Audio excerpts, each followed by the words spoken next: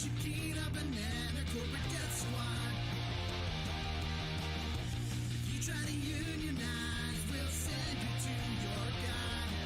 We're the fruit company, paramilitary. You might think it's scary, but bananas ain't free. Chiquita death squad, we're gonna get ya. Chiquita death squad, coming for ya.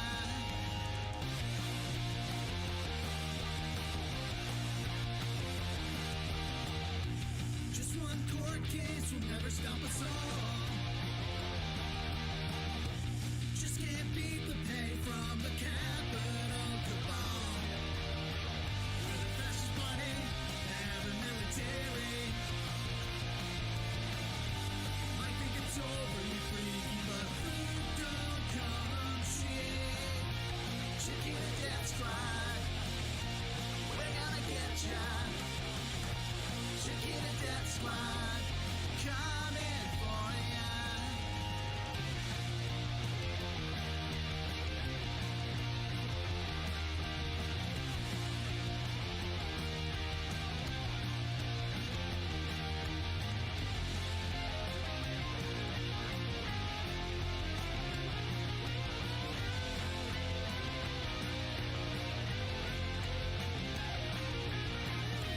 Chiquita death squad, we're gonna get ya. Chiquita death squad, coming for ya. How do you think we get those bananas from the south to your shelf every time of year? Kill the leftists soon as they get elected. They try to do some bitch-ass land reform like a bunch of queers. You need fiber, so we'll leave no survivors. If that's what it takes to get bananas all the way to Europe and America, Australia, China, the global north of empire, a blood-sucking vampire back. Chiquita death squad, we're gonna get ya. Chiquita death squad, coming for ya. Chiquita death squad, we're gonna get ya. Chiquita death squad, coming for ya.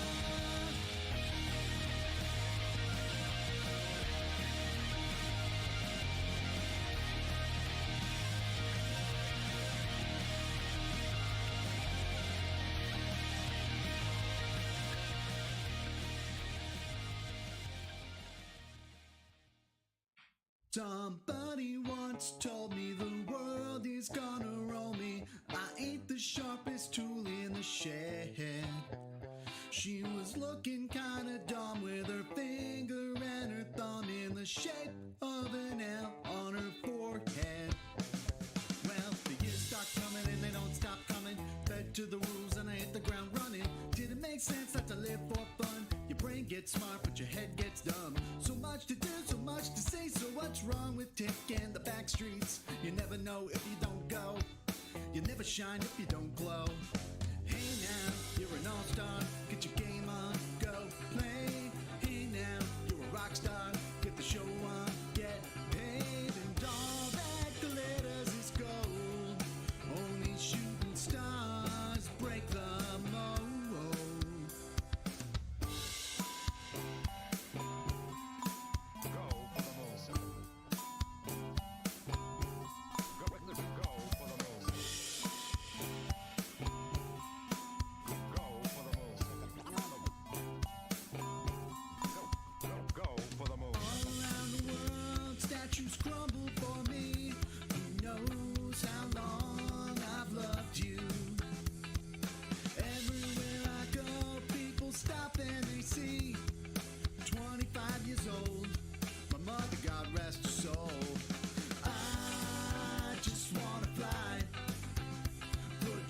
arms around me, baby. Put your arms around me, baby.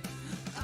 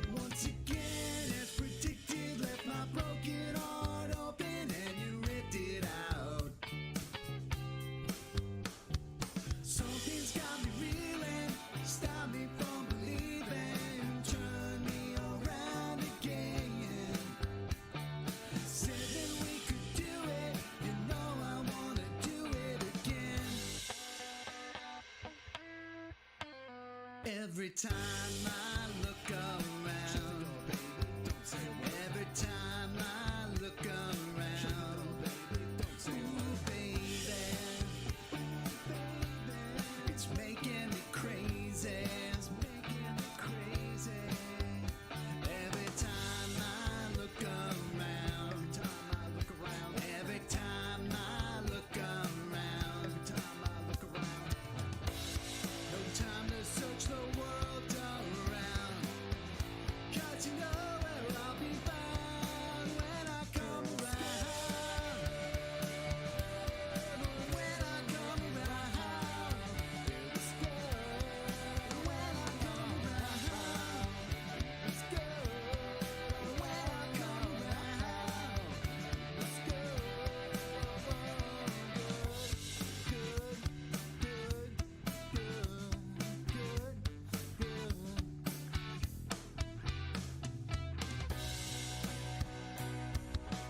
I smell sex and candy here. Who's that lounging in my chair? Who's that casting devious stares in my direction? Mama, this surely is a dream. Yeah. Oh, mama, this surely is a dream. Dig it. Yeah, mama, this surely is closing time. One last call for alcohol, so finish your whiskey or beer. Closing time. You don't have to go home, but you can't stay here. I saw the sign. Open up my eyes, I saw the sign. Life is demanding without understanding. I saw the sign. And it opened up my eyes, I saw the sign. No one's gonna lift you up to get into the light where you belong. But where do you belong? Today was gonna be the day that they're gonna throw it back to you. By now, you should have somehow realized what you gotta do. I don't believe that anybody feels the way I do about you now.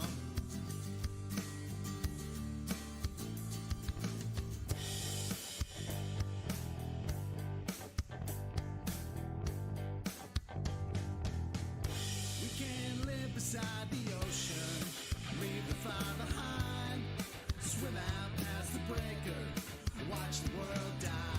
We can live beside the ocean, leave the fire behind, swim out past the breaker, watch the world die.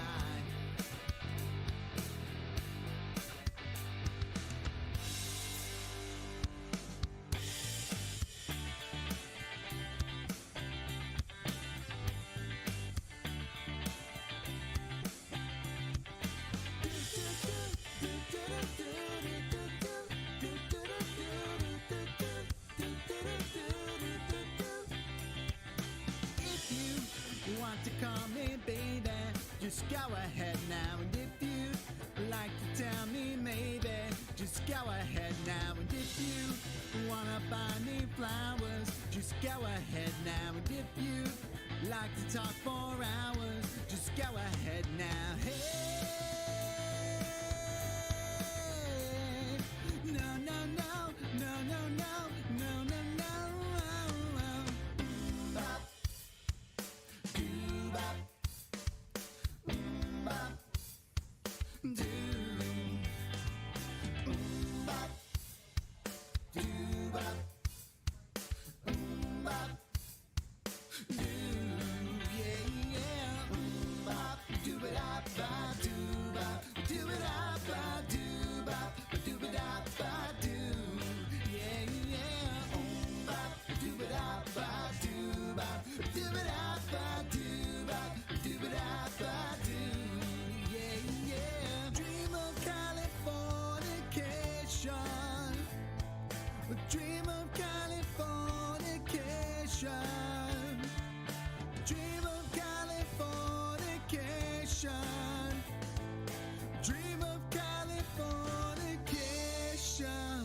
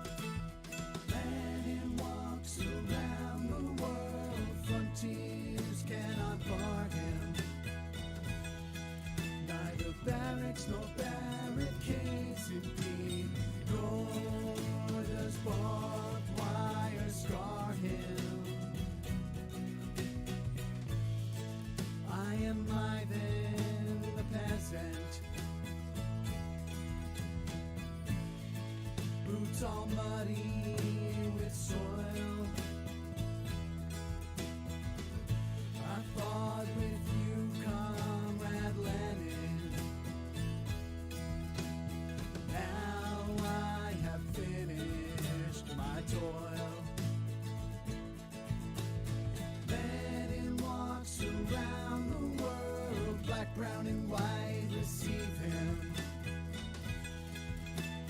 Language is no barrier, the strangest tongues believe him.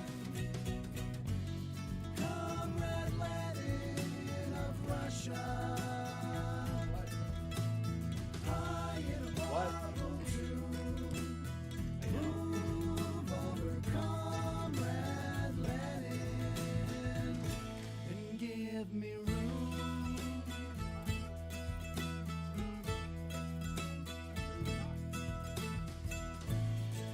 I am Chico, the black man, Love you. cutting cane in the sun. I lived for you, Comrade Lenin. Now my work is done. Lenin walks around the world, the sun sets like a star. Between the darkness and the dawn, there rises a red star. Comrade Lenin of Russia,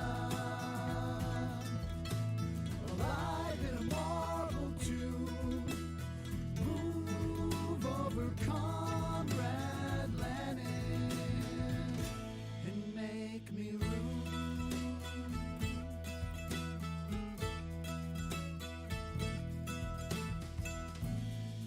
I am Chang from the foundries, on strike in the streets of Shanghai, for the sake of the revolution. I fight, I starve, I die. Yeah!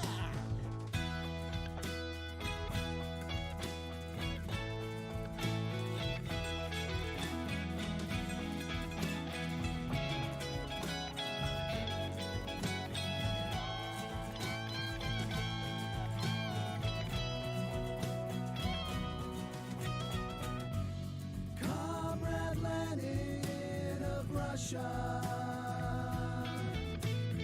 honored in a marble tomb, move over Comrade Lenin and leave me room. Comrade Lenin of Russia speaks from the marble tomb, on guard with the workers forever. The world is our own.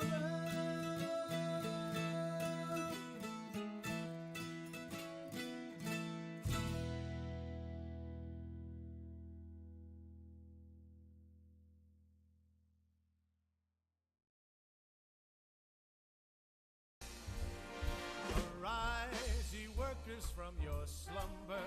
Arise, ye prisoners of want. That's right. For reason in revolt now thunder. Chains of hatred, greed, and fear. Ha ha! Away with all your superstitions.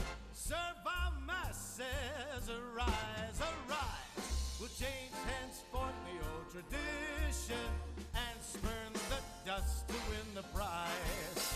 So comrades, come on and rally. Then the last fight let us face. The International unites the whole darn human race. So comrades, come on, let's go rally. And the last fight let us face. The International unites the whole darn human race. No more deluded by reaction. Oh, that's that good shit. You know it. The soldiers too will take strike action. They'll break ranks and fight. That's the jazz version of the International from. Oh, thank you. A lot of it's me. I appreciate that. Um, yeah, and this is of course the International jazz version from um, fuck. It was from one of Michael Moore's movies. I think Sicko, maybe. Um, good shit.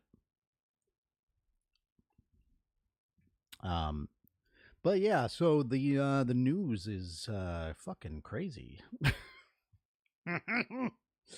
Damn, man. Um, oh, shit's really popping off. So let's talk about it. Um, First thing, of course, well, we'll get to this. Trump administration bars Harvard from enrolling international students. Incredible work. Incredible work. What even? You can't even do that. I don't think that's ever going to happen. Senate Republicans vow changes to Trump mega bill. Who cares? And what's Gen Z doing? Ambitious Gen Z lead the return to the office. Oh my God. Okay. Anyway, let's go to the top story of the day. News be newsin' for sure. We've got the I can't even say it. Pewing the bank. Powing, right? Okay. We all know what happened. All right.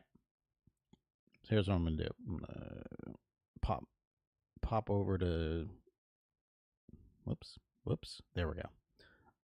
Just do a little of this so I can hide what we need to hide. And we'll pop up the news real quick. All right. So Israeli embassy pewing. All right.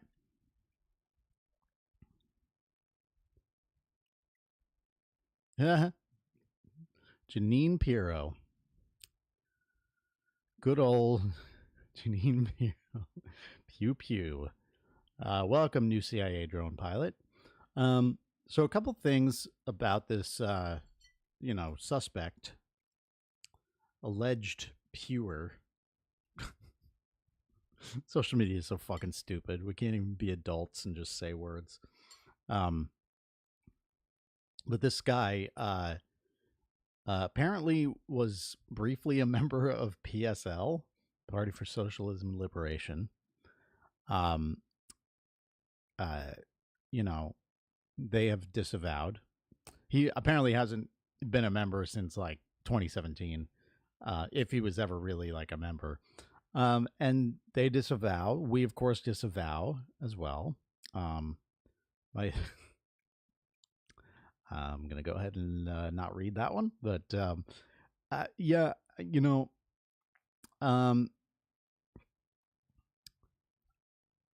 I certainly, I don't think stuff like this is productive. This one. Yeah, no, I like a lot of what PSL does, and obviously, I suspect if this guy had been in PSL up until now, he probably wouldn't have done this because, they probably would have taught him that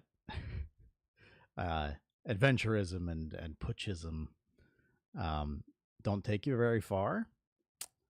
And that's how I feel about it. I'm not exactly crying about what happened, but I also just don't. It's like ultimately we don't want random violence on the streets. Not that it's random, but like I don't know. It's not the goal. It doesn't get us closer to the goal. If anything, this is the Reichstag fire, and we're about to get absolutely crushed by this government. I am pretty scared of what's going to happen to PSL, what's going to happen to all the pro-Palestinian groups on a German Christian. See, that's the ridiculous part. It's like, okay, well, clearly this is like politically motivated. They call it an act of terror. I mean, I guess, sure, if it's clearly politically motivated, but like the idea that this is random anti-Semitic violence, they say that shit so like completely cynically just to like get just to continue making the conflation between Israel and Judaism. That's what that is, you know. But yeah, that's the reality. Is this dude was a Christian Zionist, which there are. I heard this. This might be true. I think there are more Christian Zionists in the U.S. than there are Jews in the world. Like, what the fuck are we doing? Which is insane because that's not like a pro-Jewish thing. Like, you can't even really construe it that way because evangelicals are Zionists because they think it will bring about the rapture, the revelation, which in which Jews will be, I think, tortured for 1,000 years and then sent to hell. I believe. I haven't read the Bible word for word, but like, goddamn, you know, and it's like, well, Jews don't want that. The prophecy they're going off of is just like the return of the Jews to Israel, or the Israelites to Israel, whatever the hell. But Christians are on some fucking end of days shit. Anyway, let's see what this insane lady has to say. She is the one of the drunkest people alive. Janine Pirro. She's a Fox News host who is, I guess, now she's oh, they'll probably say it. She has like a official government position interim U.S. now. Attorney Janine Pirro and the FBI holding a press conference on the killings of 2 Israeli embassy staff members in Washington. Let's listen. For dreams that will never be realized. And as I speak right now, there is an individual who is being presented in court and charged with various crimes. 31-year-old Elias Rodriguez of Chicago, Illinois, is now charged by complaint after his initial appearance before U.S. Magistrate Judge Matthew Sharbaugh with the following: murder in the first degree for the murder of 30-year-old Yaron Levshinsky, a foreign official and official guest of the United States. Mr. Levshinsky was here on official... I just got to say, as someone who lived in New York as a child, she is such a fucking New Yorker, dude. Iran, it's the terrible thing that's happened to Iran. Wonder what effects this will have on the embassy. Yeah, I don't know. I think, what's his name? Aaron Bushnell, self-immolated in front of the Israeli embassy. And that was, that was pretty crazy. And it was in D.C. But the embassy somewhere safe like Alaska. I know, right? It's just like, why does this fucking place get to have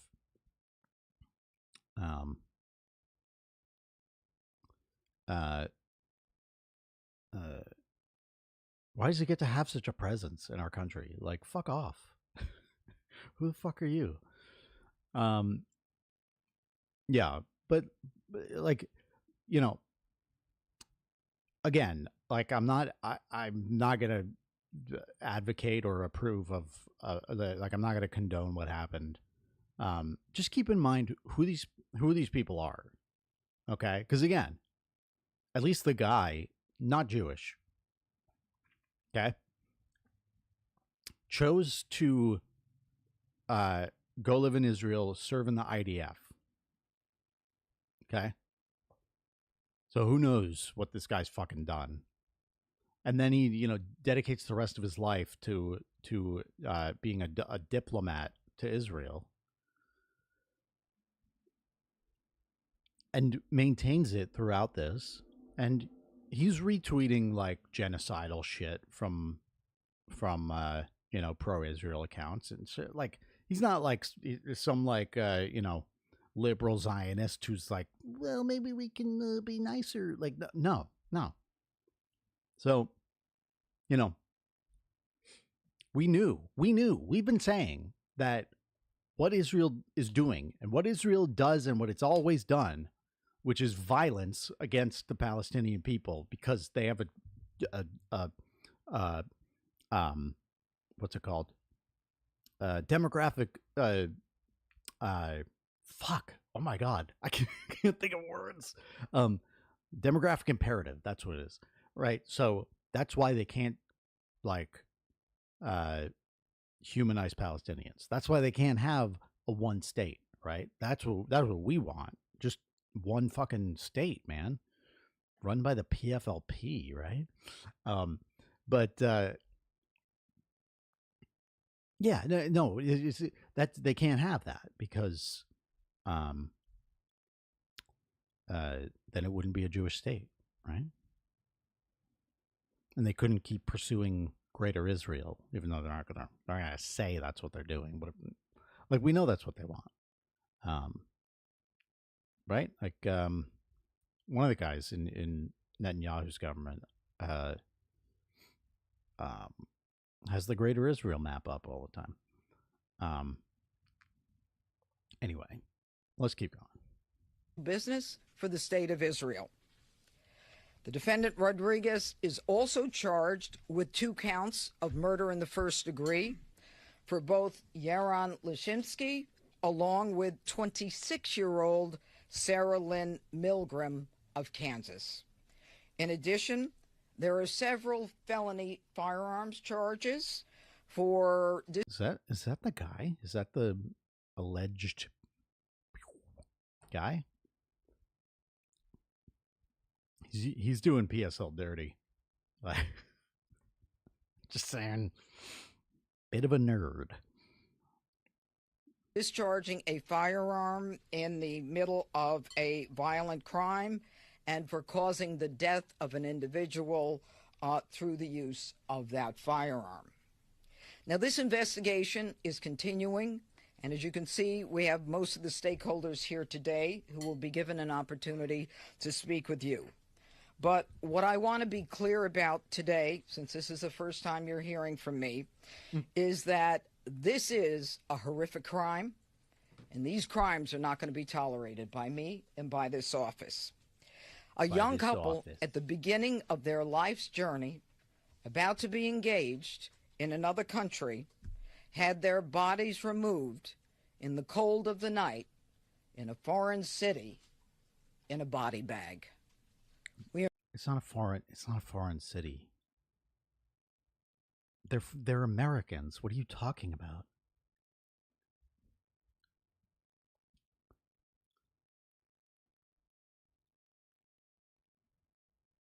Israeli embassy staffers in Washington, D.C. They're not like from Israel, right? Okay. I mean, that's the whole thing, isn't it? Right?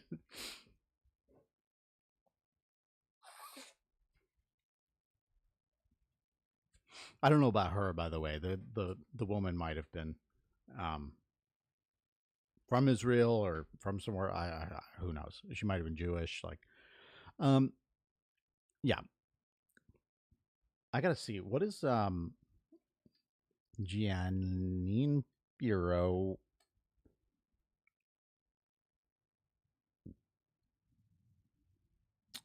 Interim United States Attorney for the District of Columbia. Interesting.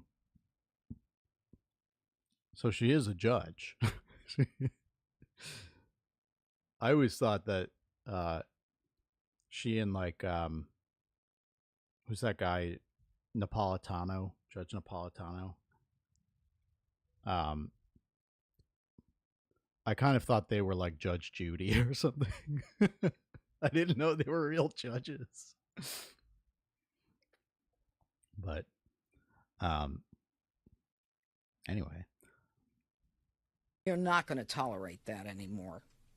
And I am not unaware, based upon my own. Sorry, I'm pausing a lot. I've learned from the best from Hasanabi. I pause the videos and give commentary. I don't fuck around. But here's the what did she just say? Now I forgot. In a foreign city. Oh yeah. In a body bag. We're not going to tolerate it. We are not going to tolerate that. Yeah, we're not going to tolerate that anymore. Who's been fucking tolerating it? Right? This is like the Black Lives Matter like riot shit that they're always like MAGA guys are always like we were put in jail just for touring the Capitol.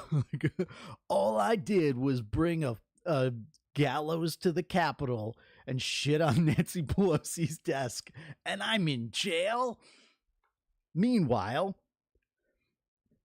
all the Black Lives Matter rioters went free, and it's like, no. What are you talking about? Plenty of people went to prison for those protests that, you know, police turned into riots. I'm not, you know, yeah, it's bullshit. And people forget 2014. They forget the initial run of Black Lives Matter. This is I think the origin of it. After, what was it, the Michael Brown shooting? You know, maybe like a confluence of them, but like in Ferguson, Missouri, right? And you know what happened to a lot of those organizers? They were found dead under mysterious circumstances. Right? That's why I thought it was so funny when, you know, like Jordan Peterson and right-wingers and shit were like, when people went to jail for January 6th, these right-wingers were like, excuse me, the left, how would you feel if this country targeted you for your political beliefs? That are like, bro, what are you talking about? Where's Fred Hampton? Where did he go? Where's old Fred Hampton? Aged Fred Hampton and Malcolm X? Martin Luther King. You fuck. You idiot. That anymore. And I am not unaware, based upon my own background, of the repercussions of this kind of case. This is the kind of case that picks at old sores and old scars, because these kinds of cases remind us of what has happened in the past that we can never and must never forget. I want to mention one thing. The Capitol Jewish Museum in Washington, D.C., where this young couple had been at an event, was built around a brick building. That brick building was previously a synagogue called Adas Israel. It was one of Washington's first synagogues, a congregation that was created in 1869. And Ulysses S. Grant, our president, actually attended the dedication. Isn't that crazy? I learned not super recently, in the past several years, that the Jewish side of my family had been in the U.S. since at least like the mid 19th century.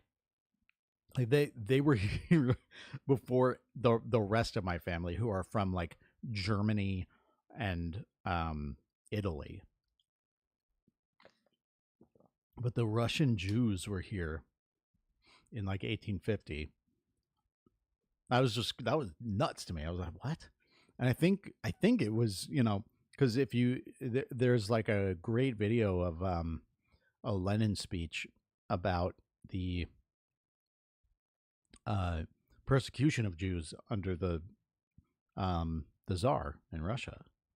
And I think that, like, the kind of whatever, like, modern version of that was starting in the early to mid 1800s.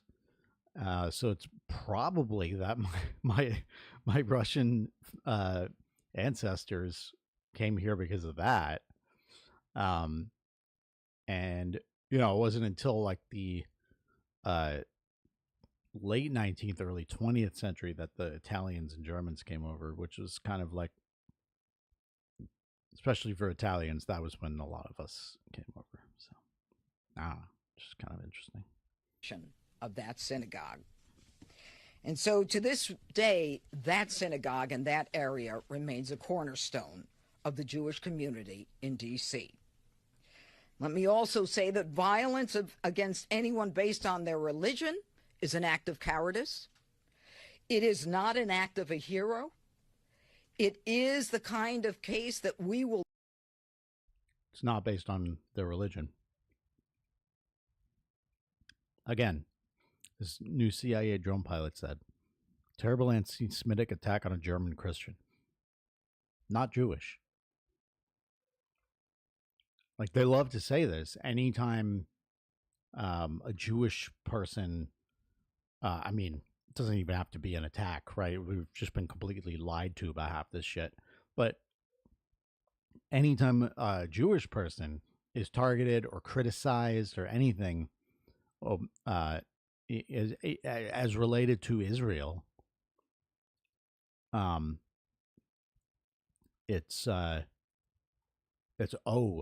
were attacked because they're Jewish. And it's amazing how you can know that instantly, first of all, right? The shooter has not been tried. Motive has not been established. But we know it was because of their religion. And this, they love that card so much they just misfired it because the dude's not fucking Jewish. It's like, it's insane. It's so fucking cynical how they do this. And they've completely, like the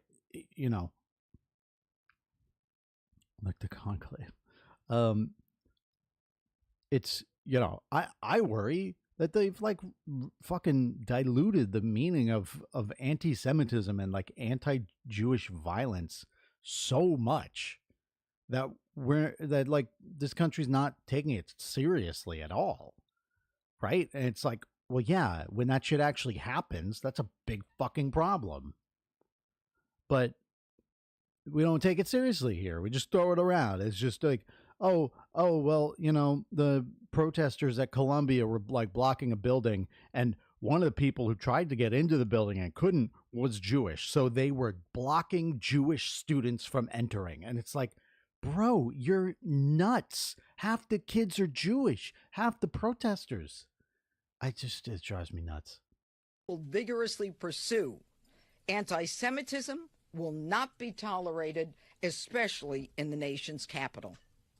Now, we're going to continue to investigate this as a hate crime and a crime of terrorism, and we will add additional charges as the evidence warrants.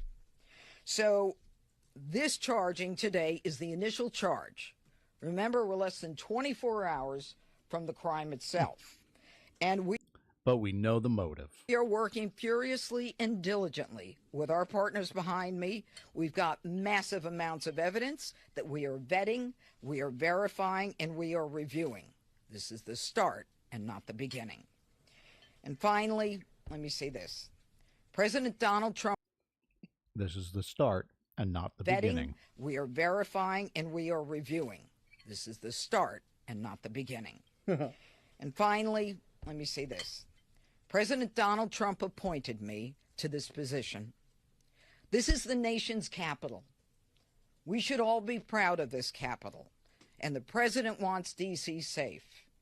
And I and the partners behind me are going to do everything we can to make people proud of this city, whether they're from this city, from the country, or from other parts of the world. Thank you. Now I'm going to call on Mayor Muriel Bowser. There you hear interim U.S. Attorney Janine Pirro reporting on the charges late today. 31-year-old Elias Rodriguez of Chicago has been charged with 2 counts of first-degree murder and murder of foreign officials, of course, in the deaths of Yaron Lashinsky, who is 30 years old. He grew up in Israel and in Germany. Oh, okay. So they are foreign officials, I guess. Okay. And Sarah Milgram, who was just 26-year-old. She was from Kansas. Both of them were killed last night in Washington. She's actually authorities American. telling us they were just days away from being engaged. Again, we'll have much more on these charges coming up on World News Tonight a short time from now. ABC News Live and abcnews.com continuing to cover it late today. Yeah, you know, it's like, again, I'm not going to condone. I'm just not. And like, but they love this. They were so young, had their whole lives ahead of them. They were going to be engaged, and it's like, you know who had their whole lives ahead of them too? The 14 pages of victims in Gaza who were aged 0 before you get to someone who's 1 or older. Right? And then you have probably tens of, like, I mean, definitely tens of thousands, easily hundreds of thousands at this point. Like, I think we're looking at like at least like 500,000 dead in Gaza.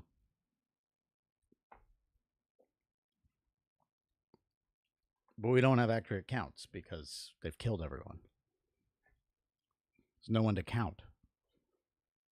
But hundreds of thousands of children after that. You know, it takes 14 pages to find someone who's 1 or older. And then keep in mind, you know, if we're thinking like 1 to 18 as children, that's half the Gaza population was children.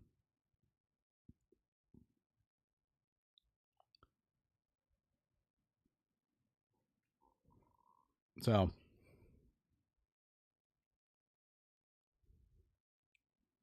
yeah, that's that shit. Again, it's just, you know, they've made very clear that this country has made very clear. This government, I should say, has made it very, very clear which lives matter and which lives don't. Which reminds me of the Miss Rachel shit, because there are Zionists who are saying that they feel targeted by Miss Rachel saying that she cares about all children.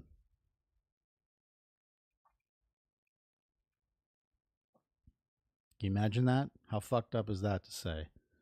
I care about all children. And they say, well, no, she what she means by that is the children of Gaza. And it's like, yeah, man, because someone needs to fucking care about them right now. You're just doing all lives matter shit about a fucking genocide. It's literally saying, what about German kids during the Holocaust? You're saying, what about the German victims of the Warsaw ghetto? I guess Warsaw is not Germany, but you know what I mean? What about the, I mean, they were, no, because, yeah, it was a fucking colonization project. I'm sure Germans moved to Poland. But yeah, it's, what about the German kids? What about the you know, innocent people they killed during the Warsaw ghetto uprising, right? And then you get years into the Holocaust, and then people are going like, man, Jewish kids are really fucking really suffering under Hitler and the Nazis. And people go, what about German kids? It's fucking ridiculous. All right. Trump administration bars Harvard from enrolling international students. I don't like, I just don't think logistically you can do this, and the Supreme Court's probably gonna smack it down. But who knows? Who knows what they're gonna do?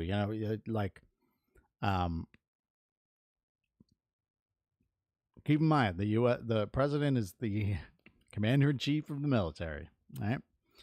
So I don't know. Shit could get crazy.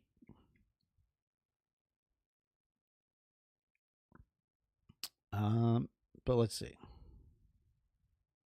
Trump administration barring Harvard from allowing foreign students to enroll at the university now. A letter from DHS just came out telling us that Harvard failed to give pertinent information while perpetuating an unsafe campus environment that is hostile to Jewish students. So what does this all mean?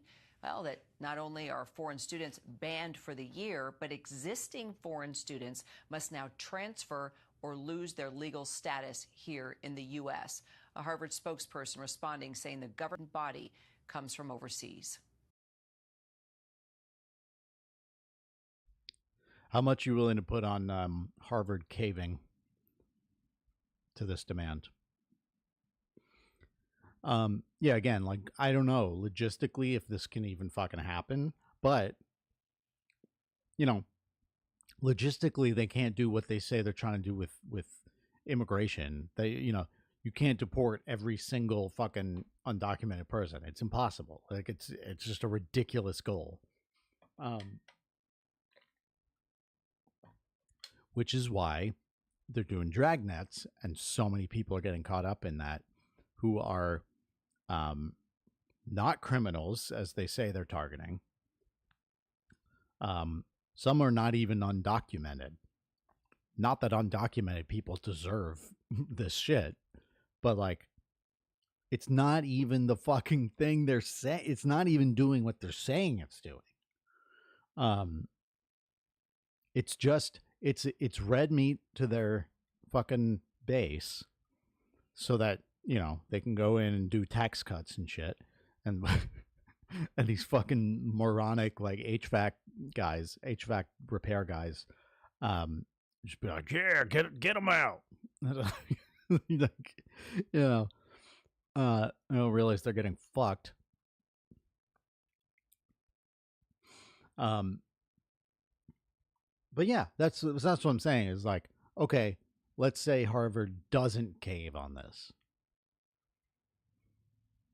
What's to say that they don't bring ICE in there? Because they said they're going to revoke legal status for these people, right? So it's not about undocumented anymore, right?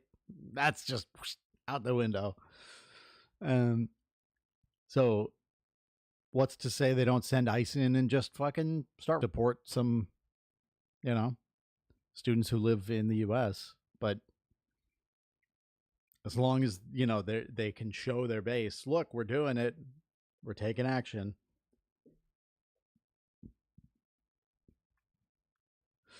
Let's see what's on YouTube with this shit.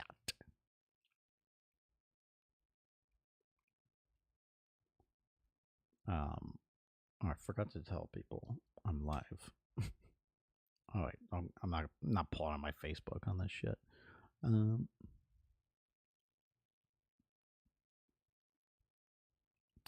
Doo-doo-doo.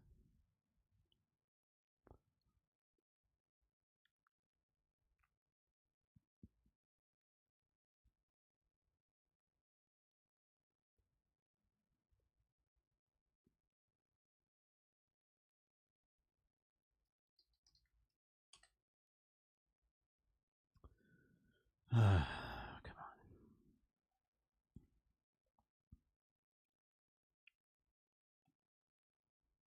on. Can my internet fucking work? Would that be all right? Would that be kind of cool, maybe? Come on. Fucking so annoying. All right, well, while I'm waiting for that.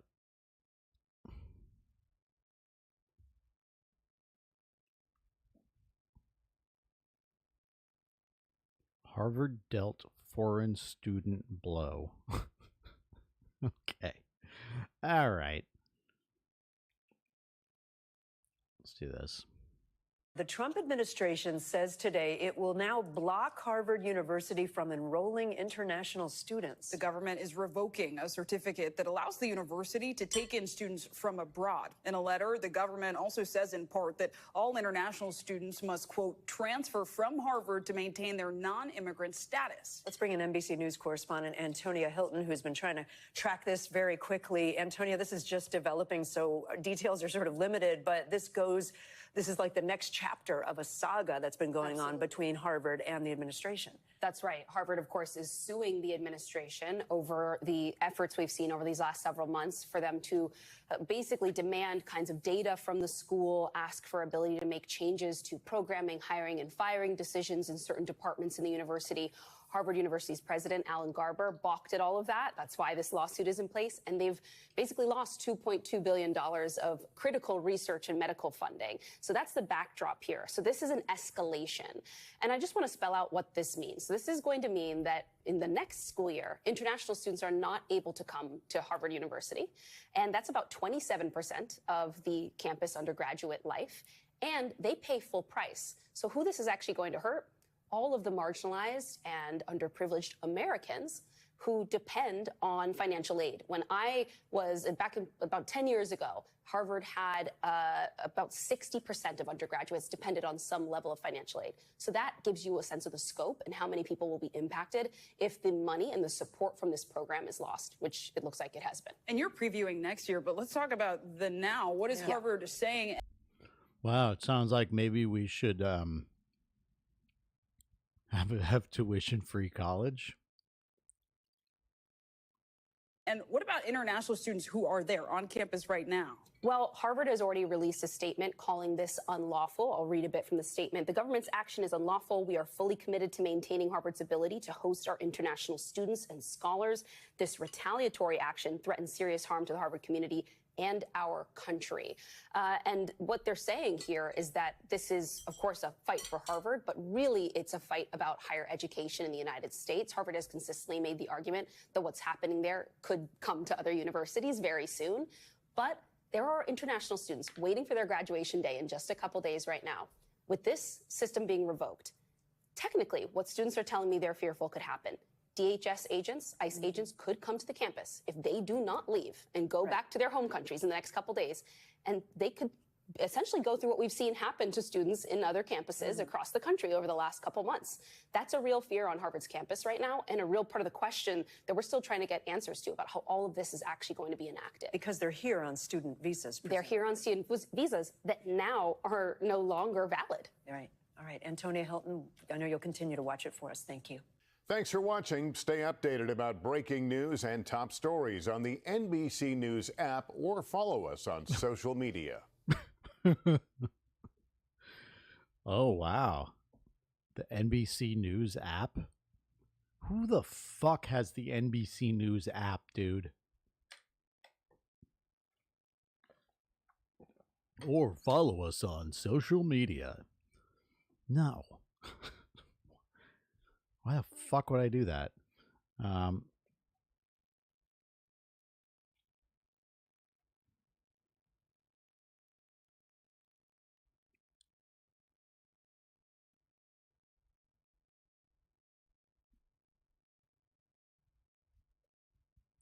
Great.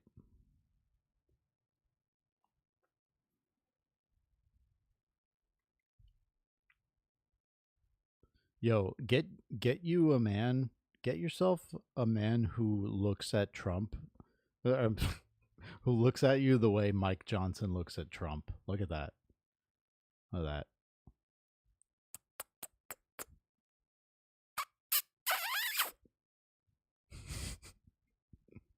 Fucking piece of shit. Do you guys see Kristi Noem? You don't have Mike Johnson is such a small little man too. Yeah. Michael Penis. Do you see Kristi Noem just not know what habeas corpus is? This was fucking incredible. Let's see if I can find the Majority Report coverage of it.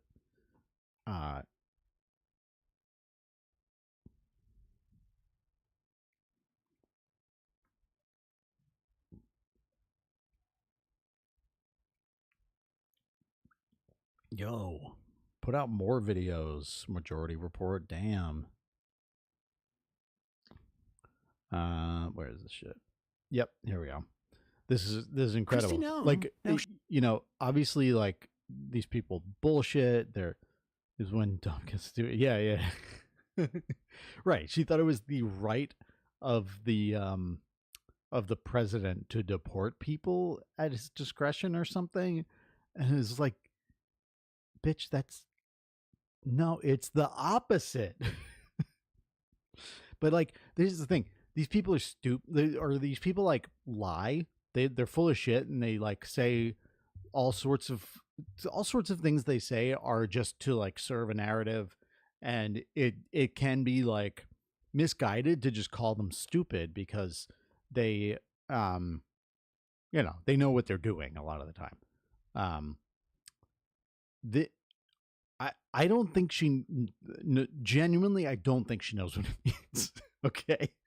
I gotta show you this. she is. Remind me again. She was a governor. South Dakota, yes. Okay, so that is South Dakota. That and The is. lesser Dakota, Matt But says. South Dakota is still it's an official American state. Yes. Okay. One of the later ones admitted, but yeah. Okay. All right. I just wanted to double check on that because if it was like just a place that happened to be in America and not subjected to things like the Constitution. Navajo Nation. All right. Now we're getting into some mitigating factors for what we're about to see. She is now the head of the Department of Homeland Security, which my understanding is a very, very big agency and deals with things like keeping the homeland secure. A lot of criminal, or I should say, federal law enforcement officers from a bunch of different agencies work under the Department of Homeland Security. Including Criminal law ICE. It was enforcement, created yeah. after 9/11. That's right. One of the big issues right now is whether the president has the authority under the Alien Enemies Act to round people up and deport them. But even if he does, it's unclear whether you can suspend habeas corpus in this instance because they're trying to argue that the country's being invaded by Tren de Agua or somebody. Nobody's quite sure who's doing the invading or I where. love how no one can say that. Giordano might be able to tell us. It's Tren de Aragua, right? It's like everyone like slurs it. They're like, Tren de Agua, Tren de Agua, Tren Dragon. Like, it's so stupid. Where the invasion is or what the implications of this invasion is, other than like, there's a lot of Spanish speaking going on. So habeas corpus is in the news. Yeah. And it's caused a lot of people Habeas Google it corpus is in the news. to find out what's going on. But it appears that one of those people was not Christy Nome. You know, what if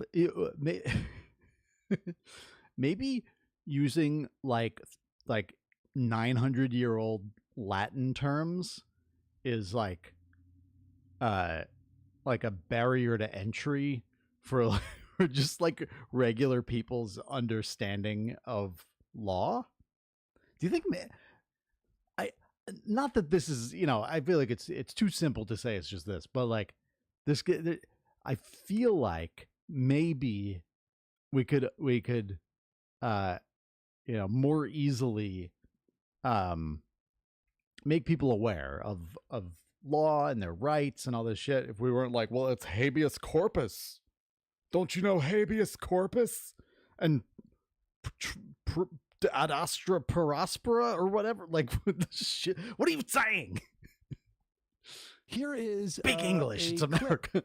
From this morning, this is Senator Senate Homeland Security Committee hearing. Maggie Hassan asked her this very simple question. We should use more of these. Probably one you'd want to be able to answer at a committee like this. Define this. Go ahead.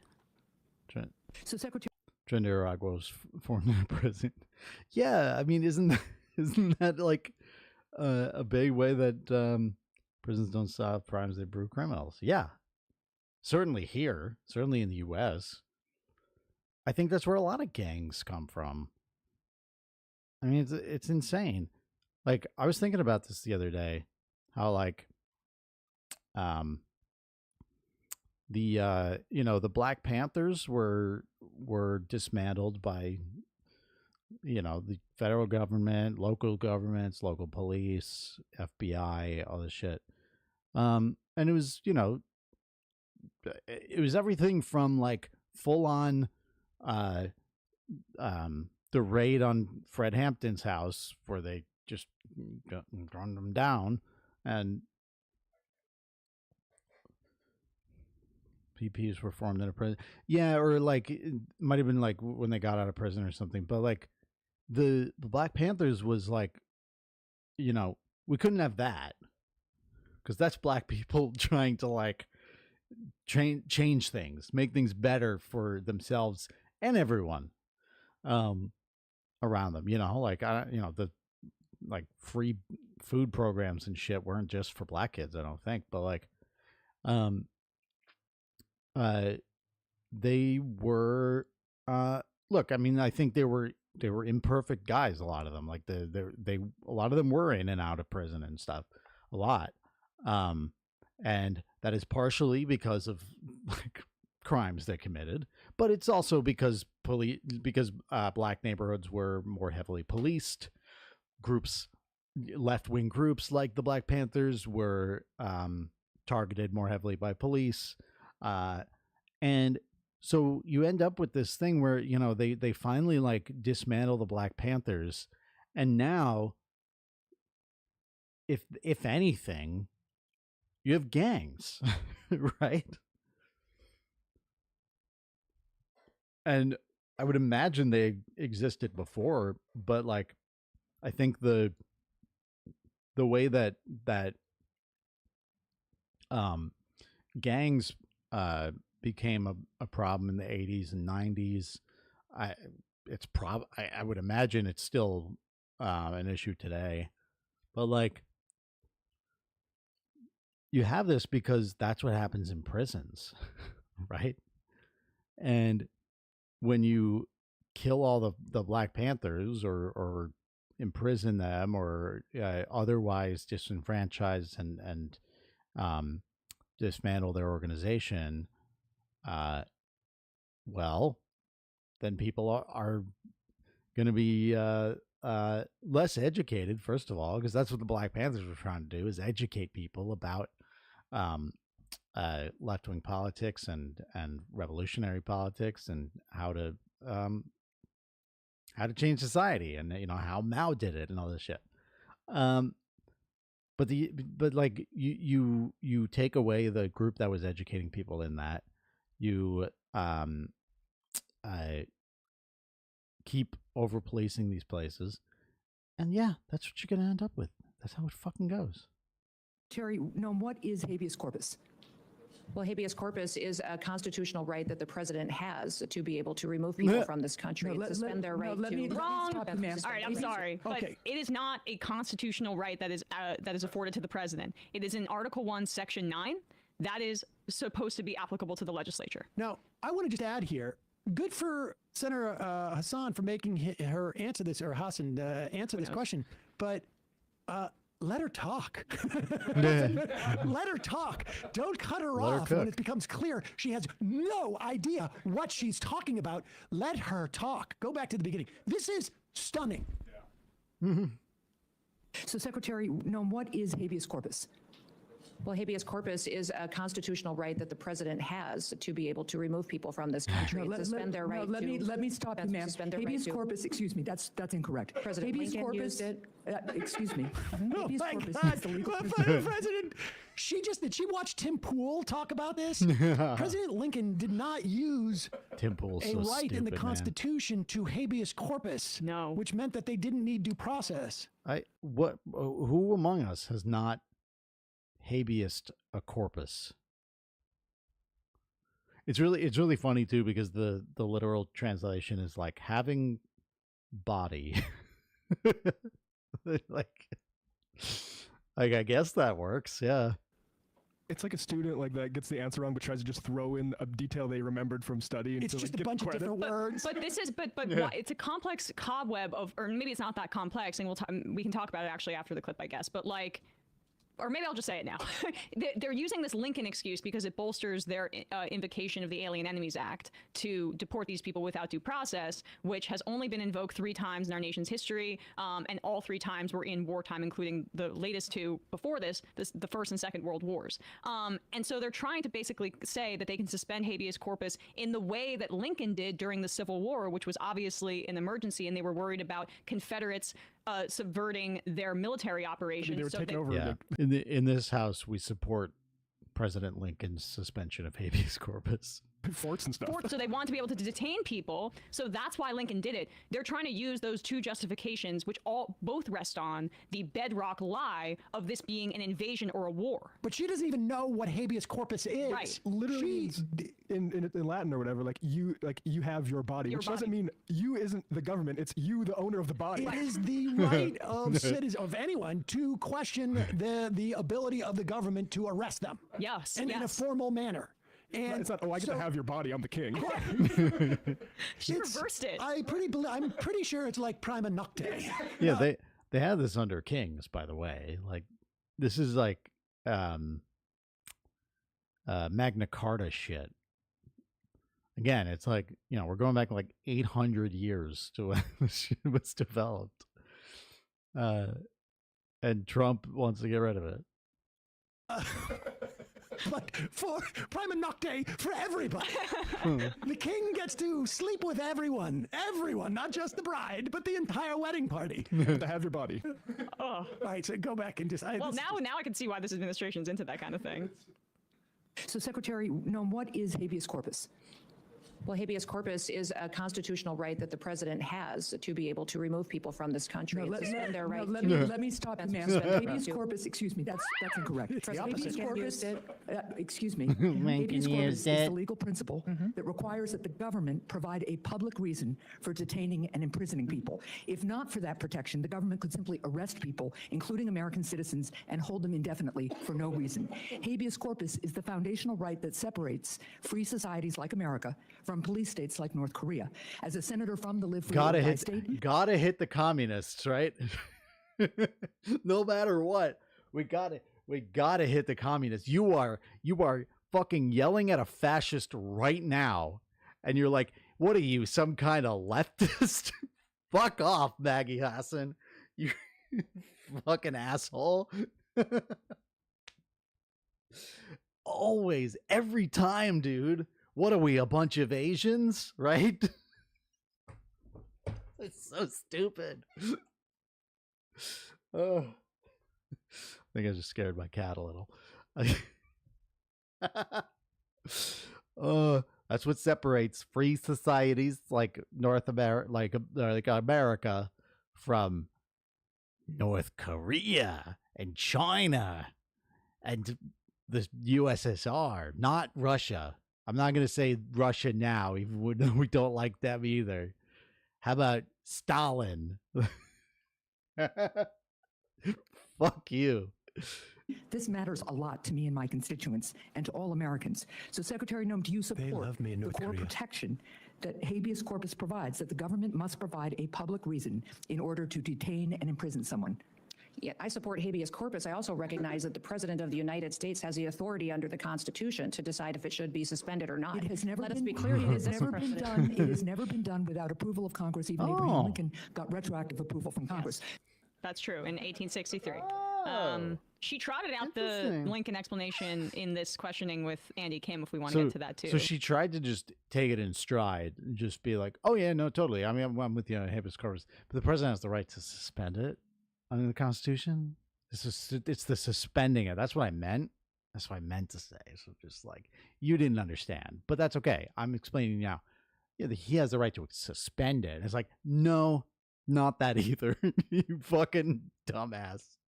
Oh yeah, let's do it. Because he followed up. This was after. Well, because Andy Kim, somebody must realize, like, holy crap, she doesn't know what she's talking about. Yep. that from you. I wanted to just go back to something that was raised earlier about habeas corpus. Can you confirm to us that you understand that any suspension of habeas corpus requires an act of Congress? President Lincoln executed habeas corpus in the past with No. retroactive action by He didn't Congress. execute it. He suspended it, asshole. She still doesn't know. Oh my God, bro. It's like talking to it's like Trump has the power of hocus pocus to do anything he wants. Yeah, totally. He has the power to suspend hocus pocus.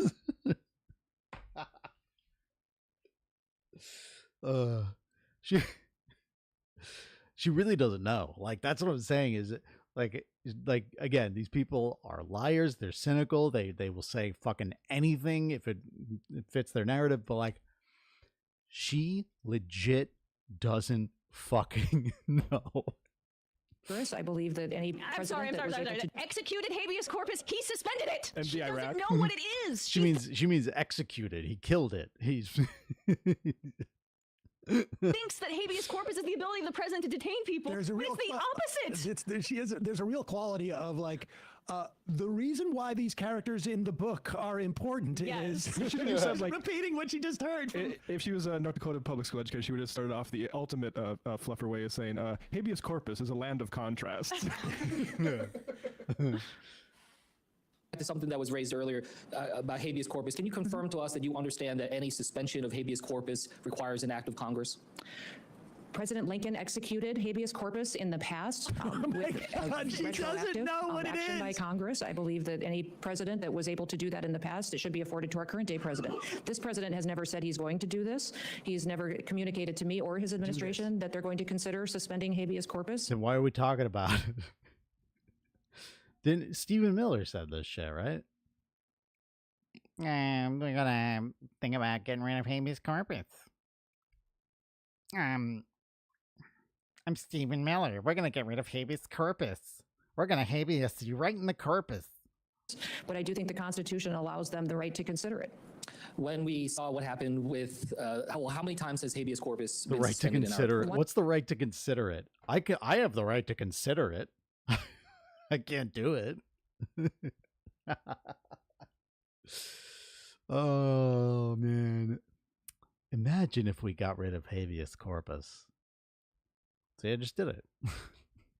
Once that I know of. 4 times. I'm not certain if those were... The instance that you were referring to was one where the courts subsequently showed that Congress is the one that has the ability. Do you know what section of the Constitution the suspension clause of habeas corpus I is do in? not. Nope. Do you know which article it is in? No, I do not, sir. Okay, well, it is in Article 1. Do you know which Well, branch of pause it. Now, government wait a Article second. 1? Now, wait a second. To be fair, isn't there like 10 sections or 11 sections to Article 1? She's only been there You for a few don't months. always That's a get through lot. the whole thing. He said section 9. She probably skimmed that The part. way I like to do it is, when I start a new job, it's like they give you that manual. I take 1 or 2 pages a week. That's it. I'm not gonna. She may not get all the way to section 9.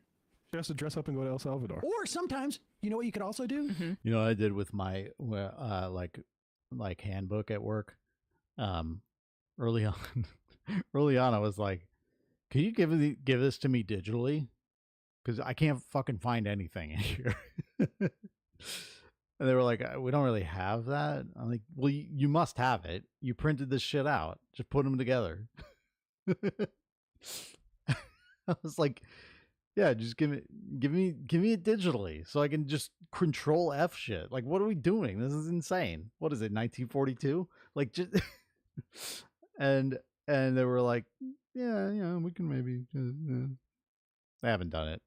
It's been 2.5 years. She might start at the end and read backwards. And then you wouldn't get to section 1, Article 9 for weeks.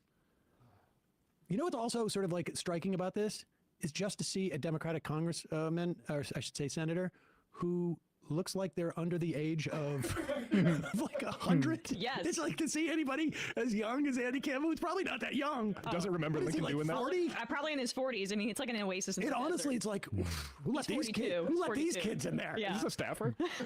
Where did they find this young Whippersnapper. whippersnapper? He's not using a cane. All right, just go back a little bit. This is just plain gotcha politics. South Dakota can do better.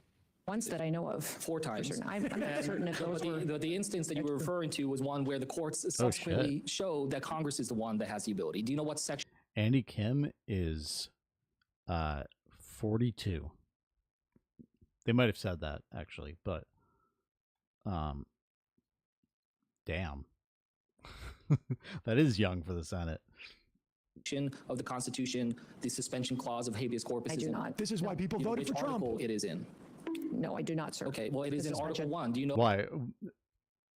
I don't know what Sam meant there, but I think he meant people voted for Trump because they don't know things. It's just funny. Congress is the one that has the ability. Do you know what section of the Constitution the suspension clause of habeas corpus is in? I do not. This is why people voted for Trump. It is in. No, I do not, sir. Okay, well, it is in Article 1. Do you know which branch of government Article 1 outlines the tasks and the responsibilities for? Yes. Which one? Congress. Yes.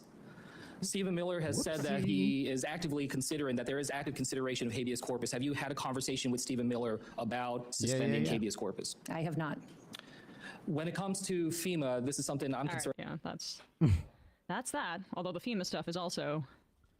The FEMA stuff is very disturbing. There's been obviously huge storms in Kentucky, Mississippi, Kansas, Missouri, and we had a clip of I think it may be in the thing where you've got people begging FEMA to show up. Maybe we'll play that later, but it's unbelievable. Yeah, I wanted to show that apparently Josh Hawley, who is one of these Republican demons. From one of those states, and he was like, "We need FEMA," and it's like, bro, you were trying to fucking get rid of FEMA. All of you dumb motherfuckers. They're such fucking babies. Like, we don't want people to be so reliant on government. And then the second something happens is it's just like, we want FEMA, please, FEMA. Habeas corpus stuff is so good. Yeah, man. The good Tim Pool stuff. Ooh, yeah, maybe we'll look at that. I just want to see this fucking piece of shit. Desperate for tornado help. And welcome back here to Live Now from Fox. Well, why don't you fucking pick up your goddamn bootstraps and move somewhere that doesn't get tornadoes, asshole?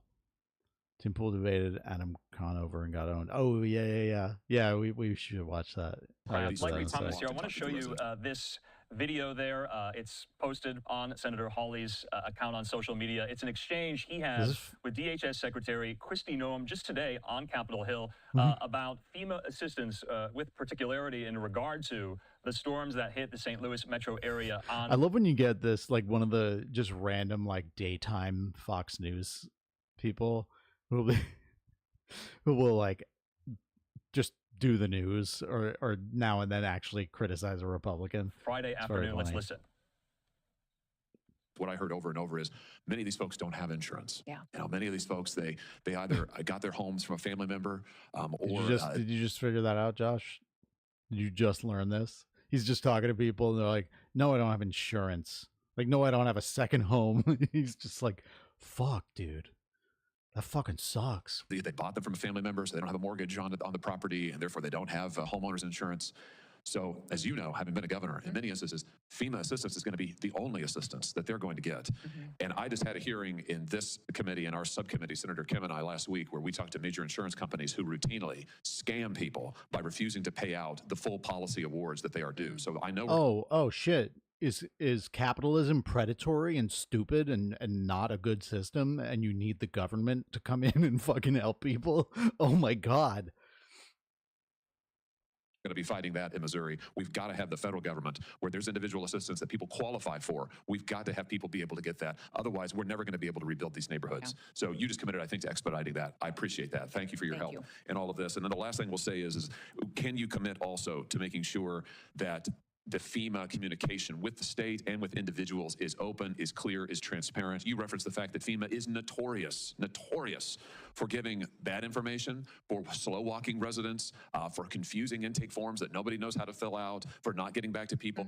Can you commit to, as we deal with this disaster in St. Louis and others around the state, that under your leadership, FEMA is going to act with expedition, they are going to be clear in their communications, and they're going to follow up and give people the awards that they need if they qualify for it? Yeah, that's been the biggest challenge of FEMA in the past, is just the delayed response. People are counting on the assistance and it never comes through. And the paperwork is too complicated for an individual many times to complete on their own. And when we dismantle the agency, it's going to work so much better.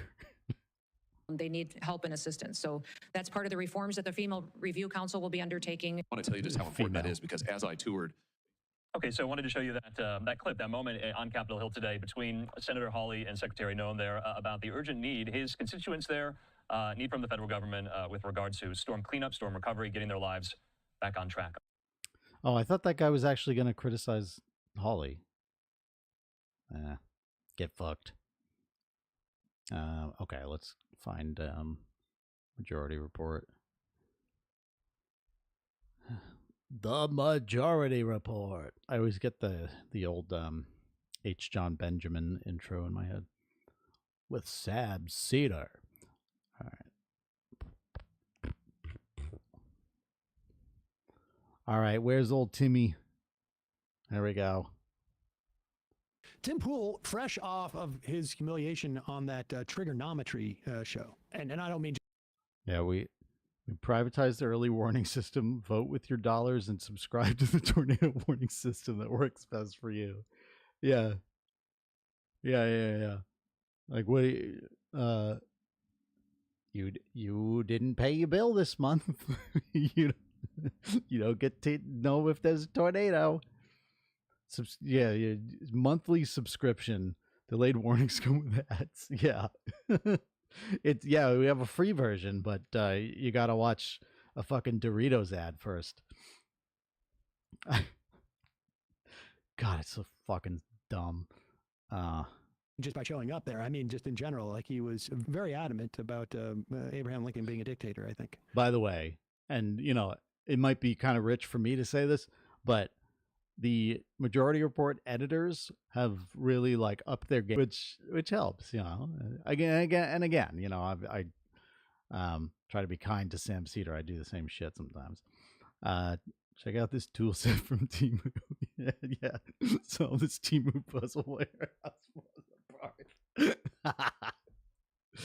Oh, that's great.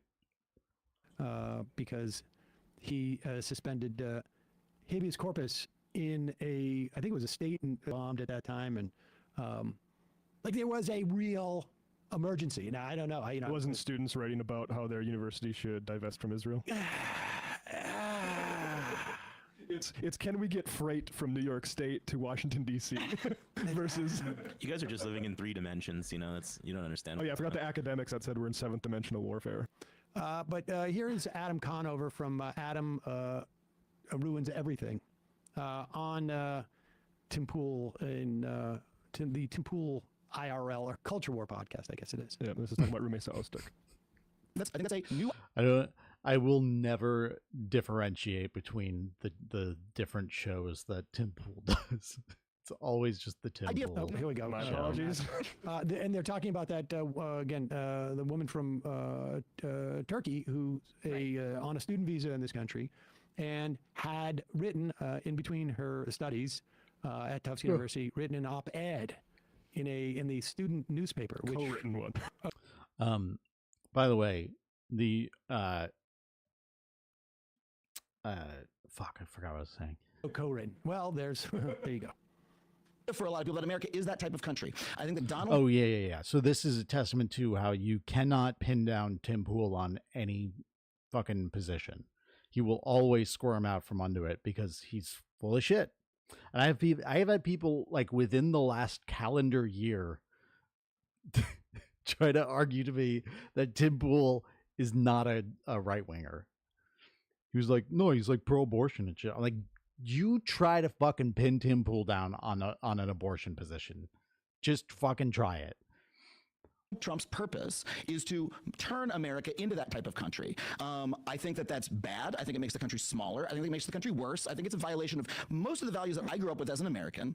And that's my view of what's happening in the country. Now, if you want to say, hey, I don't like free speech for foreign nationals who are in the country who express mild opinions about other countries' foreign wars, then that's your prerogative. It's a big difference between us that you don't like free speech in that way. Can you pause it? I'm sorry. I just have to give him his credit there for taking Tim's two planks of like both I'm a free speech absolutist and warrior and I'm against the foreign wars and wrapping it into such a succinct criticism of his hypocrisy. If Tim's audience, was a little bit more able to engage in critical thought, they would pick up on that. But credit to Adam. Well, I'm sure. I mean, to be fair, I am sure there are a few members of Tim's audience. You're right. Who are discerning enough to realize, like, Tim has these bedrock principles. I mean, his whole thing, right, is about being principled. Like, are you a consequentialist or are you a utilitarian? And so, he's got these principles, almost like these religious edicts that That's the worst type of guy, by the way, who, like, in debates or political discussions tries to get you to be like, what's your, like, philosophical framework? I'm like, dialectical materialism, bitch. Now let's talk. Conover does the arresting people for free speeches in America. And I'm like, yeah, it is. Right. Again, it's like we were talking earlier about how the left has always been targeted. And for Adam Conover, who's like big union guy and just very outspoken in general, it's like, bro, like,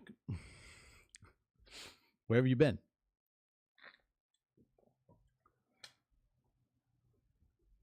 Just so ahistorical, right? Yeah, I mean, because the America he was raised in is the America I was raised in. I don't know exactly how old he is, but I'm guessing between 36 and 40. And like, it's the America we grew up in is the America that we built by again, like we were talking about earlier, assassinating or imprisoning all the Black Panthers, kicking all the communists out of union leadership, like all this shit, man. Like assassinating MLK and Malcolm X and all these people. And it's like, yeah, well, that's the world that was built by the time the 90s came about and the Soviet Union was dismantled and all this shit. We grew up in this just, you're a fish in water. You don't even know you're in capitalism. You're in neoliberalism. You don't know because there's no opposition. There is none. There is, as Noam Chomsky put it, the very lively debate within the Democrat versus Republican framework, but that's it. It's a very narrow, Overton window, where we didn't learn about this shit. But, Adam Conover's a smart guy, even though he's a lib. But, I'm sure he knows all of this now. But I guess, sometimes you're just you got to talk for the audience you're in front of too. Oh, Christ, Poole is so shitty for that. He read an intro to philosophy book once and applies all sorts of academic labels to himself that don't matter to anyone else. There was no alternative to look to, and they spent hundreds of billions of dollars putting down self-determination of other countries. Yeah, exactly. Like that's the America we grew up in. And we just were like, fucking end of history. I'm just gonna watch Nickelodeon.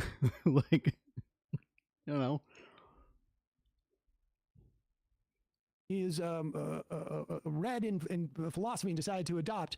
And so they always hold true, except for in a couple of circumstances, like countries that invite me to meet with their prime minister. Netanyahu and Tim Pool met recently, or maybe Mr. Gregorian, who's paying. Who knows? But Yes, those principles have a little bit of wiggle room, apparently. Also, if this prime minister's son is a big fan of your show, as what's his name? Yair Netanyahu, who's spent this entire time. He's a I'll say a military-aged male. He spent the entire last few years in Miami watching Tim Pool, I think, from a high rise. Oh, sweet. Country who express mild opinions about other countries' foreign wars, then that's your prerogative. It's a big difference between us that you don't like free speech in that way. I mean, that's loaded language, right?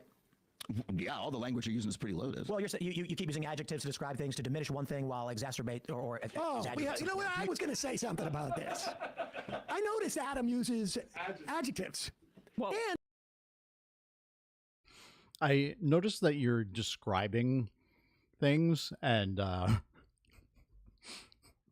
accurately giving name to the things I believe and espouse. And that's like kind of messed up. And I will also say, I feel like I picked up on a couple of adverbs as well. I mean, this is the game that a lot of the sneaky people play. It started with pronouns. They go in using the full complement of English words in their sentence formulation, which is, I mean, we know that game. Can you imagine just like responding to someone going like, oh, you're using a lot of adjectives there. Also, the bad pull on exacerbate. Oh, so it's, what do you mean by free speech? Yeah, stop using these adjectives. Like, that's right. You cheat why with don't you that. just say speech? It would be really helpful if you were less descriptive to make my point. It would sound better. This is going to be very hard for me to wiggle away if you're going to be this specific. Just say foreign national. You know they put foreign in there. Yeah, exactly. Just say national. Language, right? Yeah, all the language you're using is pretty loaded. Well, you keep using adjectives to describe things to diminish one thing while exacerbate or exaggerate something else. I do use the English language to express my thoughts and opinions. Yeah. But That shit, like, even if he was right, which I don't think Adam did, honestly, I think he was pretty unbiased in the way he just described all of that. But even if he did, it's like, dude, sack up and fucking defend your position. Don't be like, I don't like the way you're describing. Like, fuck you, you bitch. Grow up. What the fuck is wrong with you? Like, if your opponent's being dishonest, which Tim Pool is, like, intelligent viewers are going to be able to tell. Like, for a good example of this is the Hasanabi and Ethan Klein debate that happened recently, which, God bless him, I never would have fucking talked to Ethan Klein again if I was Hassan.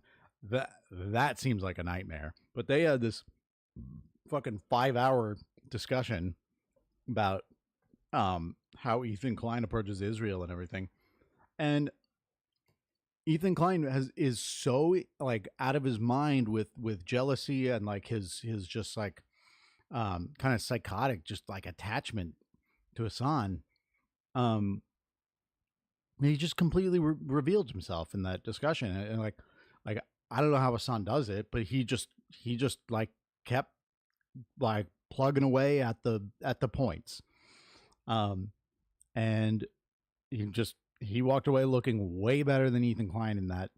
And Ethan Klein, you know, everyone, like, no matter how crazy someone is, they'll always have their defenders. But like, I think a lot of people, even those who were like, I'm more of an Ethan Klein fan, walked away from that being like, damn, dude is not well, you know. Russian state oligarchs looked at him and they were like, this guy is dumb as Dave Rubin. Let's give him $400,000 a month or $100,000 per episode. Yeah, Jesus Christ.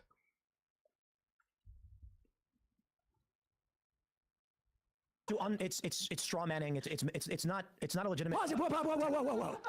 What is this? Straw manning. Shouldn't it just be manning? Yeah, I don't see a straw man in there. Why is he using the word straw? That seems to be a little bit loaded. Peyton Manning. I believe. Is that not an adjective? Like the kind of manning he's doing? But he's gonna. Or is that an adverb? He's gonna explain it. Okay.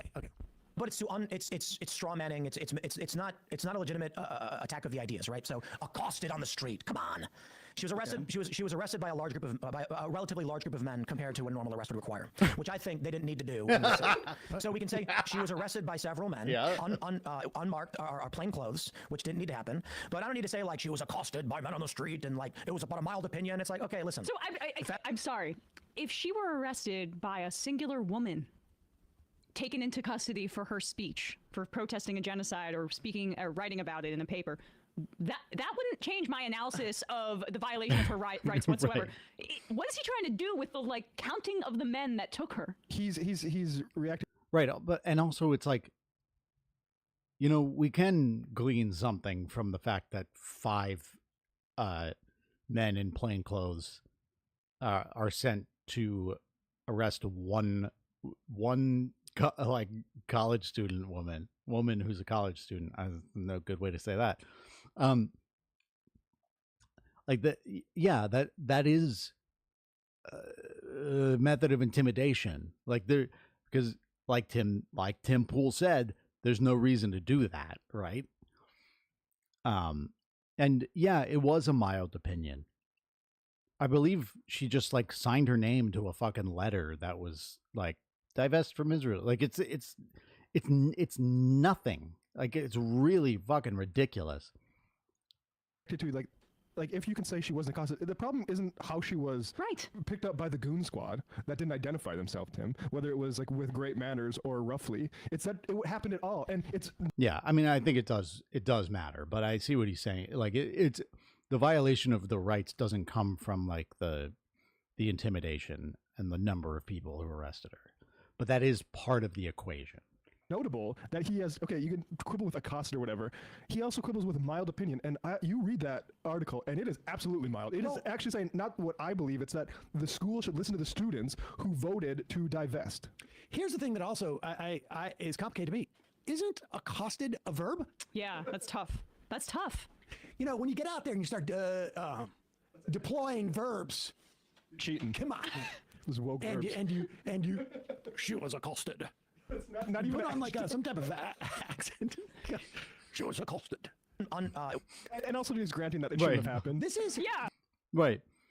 Tim's accusing him of poisoning the well, and then Tim's like, "Oh, accosted!" Like, what the fuck, man? This is Tim trying not to answer the question or direct it. It's I really resent your choice of words. You could say manners. Picked up. And surrounded, arrested, detained by 8 big guys running How about escorted? At her. Is Adam even familiar with Chatham House rules? It's really, really messed up here. No one uses verbs at Chatham House. Unmarked are plain clothes, which didn't need to happen. But I don't need to say like she was accosted by men on the street and like it was about a mild opinion. It's like, okay, listen, the facts of the case, like I said, I don't like the idea that people come to this country and then try and tell us how to do, how to live our life. You're not for free speech, I understand. I think American citizens have self-determination and sovereignty, and I will say this even to the Canadians who keep coming here and they keep getting involved in our politics. Wait, we have sovereignty? Like individually?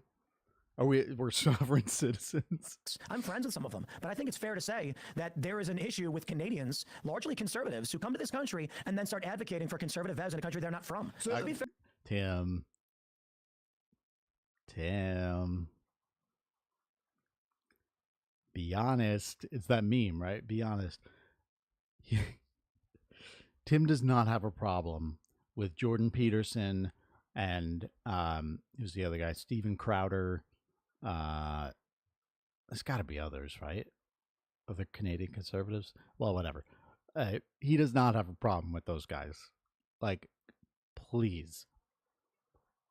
There are liberals Canadians who do it too. I find it to be silly. That being said, Canada as a bordering nation with a large Neil Young overlapping culture is a morally different question, but still applies in much the same way principally. So I do take issue with foreigners coming to my country. It's a nice white country, so we like it. Canada's they call it what, the most multicultural country in the world, I think. They big on immigration. I think Toronto. Wait a second. So if I understand what he's saying here, yeah. Again, Tim, I'm sure has the exact same feelings about if Jordan Peterson comes to this country and talks about politics as he would if, say, Jagmeet Singh came to America to talk about politics, right? I'm sure he would feel exactly the same way about Jordan Peterson and Jagmeet Singh. Or even Neil Young, again.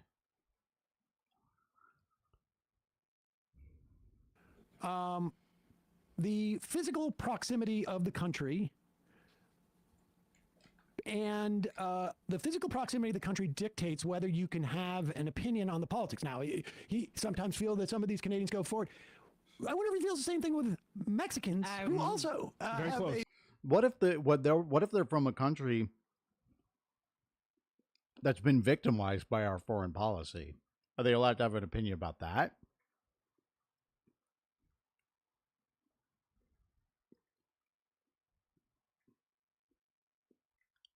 Maybe they should be able to come here and petition for a redress of grievances. Huh? a physical proximity to the country. In fact, I would argue that if you look towards the Southwest, you will see more indications of our relationship with Mexico than you will if you look to the north of this country. Yeah, because it was Mexico. One of the places is called New Mexico. Because we don't have like, Vermont, spelled with a M-U-O-N-T, Vermont. We do have like a Los Angeles. Yes. So we actually have like arguably more proximity in that respect. But he has to say the Canada thing because he doesn't want to make it seem like any foreigner coming. Now, you're getting educated at a U.S. school. The idea that you can't have an opinion on this government is absurd. The idea that people can't have an opinion, and regardless of where they are in the world, about the country that is ostensibly one or two or three, let's say, more determinant of other people's lives than any other country. But again, here's the other thing. The Supreme Court has already many, many times weighed in on whether the First Amendment applies to people who are non-citizens in this country. And it does. Right. Also, this is a criticism that she has. Yes, it's about the United States government, but it's also about Israel, which is not the United States. I mean, they conflate that all the time. Do you think that this was a bit of a shot at Steven Crowder? That's another thing I just wanted to throw out there in terms of Canadian conservative commentators. I'm sorry, this is Tim Pool, who has claimed the free speech mantle for so long, lighting that on fire. I studied abroad in London for an entire summer. I worked as a fact checker. I was bashing David Cameron every fucking day, and I did not for 1 second think, oh, this is going to get me sent home. I think probably smoking weed in the dorms probably get me sent home. Criticizing the government, and if that would have got me sent home, it would have been an example of, oh wow, this country needs freedom of speech. It needs a First Amendment because that is a ridiculous authoritarian power grab, and that we can just so quickly move from Joe Biden's the anti-free speech candidate to oh yeah, I actually support this. You don't foreign nationals come here and talk about how we do things. It's just absurd. Nobody on our side of things was actually saying we should try to get Jordan Peterson deported because he keeps calling our doctors criminal butchers over here. I'd be okay with that. I would be okay with that, actually. Because I think, I think that shit is psychotic. We could talk about what the rules should be, but I think we are very, very forgiving of right-wing speech and not so much of left-wing speech. And I think that more right-wing speech is dangerous and harmful to society. I think it is harmful to let Jordan Peterson say that shit about doctors, to compare doctors who do gender-affirming surgeries to Joseph Mengele. On its own, if just some random freak was saying that and it was not a widely held opinion, then fine. But that's a guy using a large platform he has to spread this very harmful idea that incites people not only to violence but to systematize violence, to hold power either as elected officials, to seek power as elected officials to do harm to groups like trans people, or even to just be a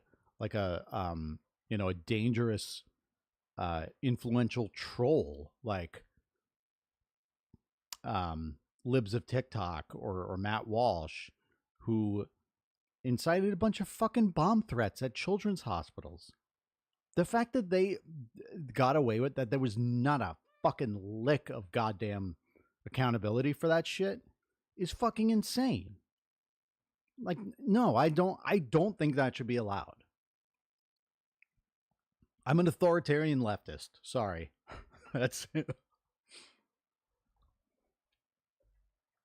it's just, you know, because the thing is, again, and this is Marxism. This is, you know, Leninism. You can't, you have to, here's how I see it. And this is the way to say it, like, outside of communism, even though we're talking about communism, is that you have to cultivate the society you want. Okay? So this idea that, like, all speech should be allowed, and, like, that you can have a society where it's just like all things are okay to say all the time, I don't think that's true. I don't think that's possible. Because obviously there are always limits to free speech. There's different limits depending on what country you're in. But you're allowed to be a Nazi in the US. You know, you're kind of allowed to be a communist, but, like, not really. You're not allowed to be in union leadership if you're a communist. You know? I don't think you can get U.S. citizenship if you're not already a citizen and you have ever been a member of a communist party, right?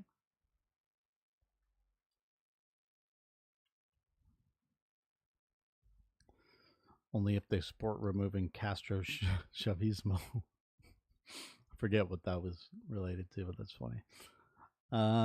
Yeah, I mean, no, I would not allow inciting shit like that. I would, you know, I think it's to be approached carefully maybe, but, like, I would support cracking down on disinformation more and misinformation when it came to, like, the vaccines, because the vaccine shit is out of control, right? We have measles is back. We have COVID running rampant still to this day.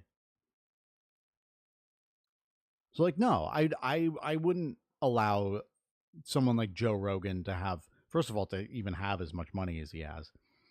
And I wouldn't allow him to say all this shit. And have on these fucking discredited doctors who muddy the waters of public health. Like, fuck you. No, you don't get to do that. Anyway, that's me.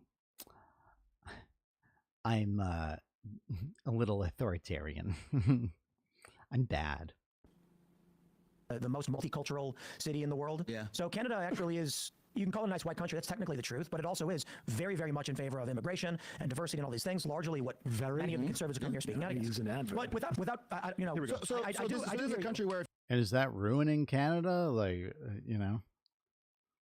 if you're from another country and you're in America, don't say anything about our politics, or you could be forcibly removed from the country. You're comfortable with America being that kind of country. That's something that's like that's a value of yours. Those are your values. See, you're doing it again. No, I'm a value of mine. You're getting very emotional. He's getting emotional. He's getting very emotional. Why doesn't he want to call it a value of his? This is Tim. Like, it just is so fun to watch him. Just like he's caught, he's scrambling around, he's looking for an exit, he's running around. Which door is open? Which door is open? Let me get a change. He's running over and he's checking every door now to see if it's open. But he's not even just grant some of the premise. Just grant a little bit of it. It's so weird that he has to support the detentions. He has to because of this new. I'm telling you, this meeting with Netanyahu was weird. It's weird, and Tim Pool has already shown that he's open to taking money, although he says he doesn't know it. He was victimized by it from foreign governments, and he spoke as a very anti-Ukraine voice in conservative media. And what do you know? Coincidentally, the Russians were sending him millions of dollars. It's a little odd to me that we now see that Netanyahu's son's a big fan of his, and then last month when Netanyahu came to the country, he's meeting with Tim Pool and Dave Rubin. Interesting. Both guys who said little odd. Little odd. Like how you have to use that. Just descriptor. Also, at the same time that like a day before Stephen Miller came out and said, actually, we're at war, we need to get rid of habeas corpus, Tim Pool was on with those two goobers talking about how habeas corpus needs to be jettisoned because Lincoln did it. Mm-hmm.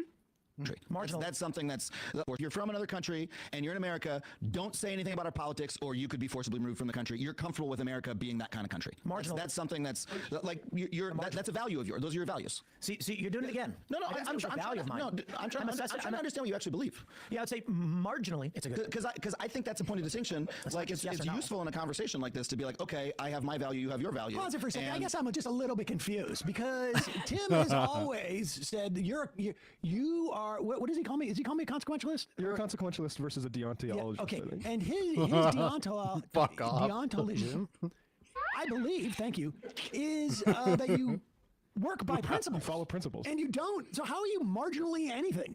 It sounds like someone's trying to become Thanos. That's weird because that's something that I feel like I would say. Like maybe it's black and white, and I want to see what the outcomes are for this before I would determine. Now, does Tim know the bad guys in movies are often consequentialists? Does he not realize this? Honestly, he must be in that universe where he's Thanos now. If I had my 6 jeweled. Do you watch Marcus Archaeologist? Do you watch R.M. Brown at all? He is the king of the YouTube soundboard. Love right now. I would transport to West Virginia and ask Tim about this, but I don't have it. I left it. Oh, maybe I should play some R.M. Brown after this. He's great. He's like if Tim Heidecker had a news show. Home, I'm so angry. But go ahead. You know, my value is like I really like it when people say what the fuck they think about any country's politics. We can simplify it. My value would just be, to whatever mathematical degree, American sovereignty supersedes the right of foreigners to speak about our policies. But pause it for 1 second. Whoa. That was so confusing.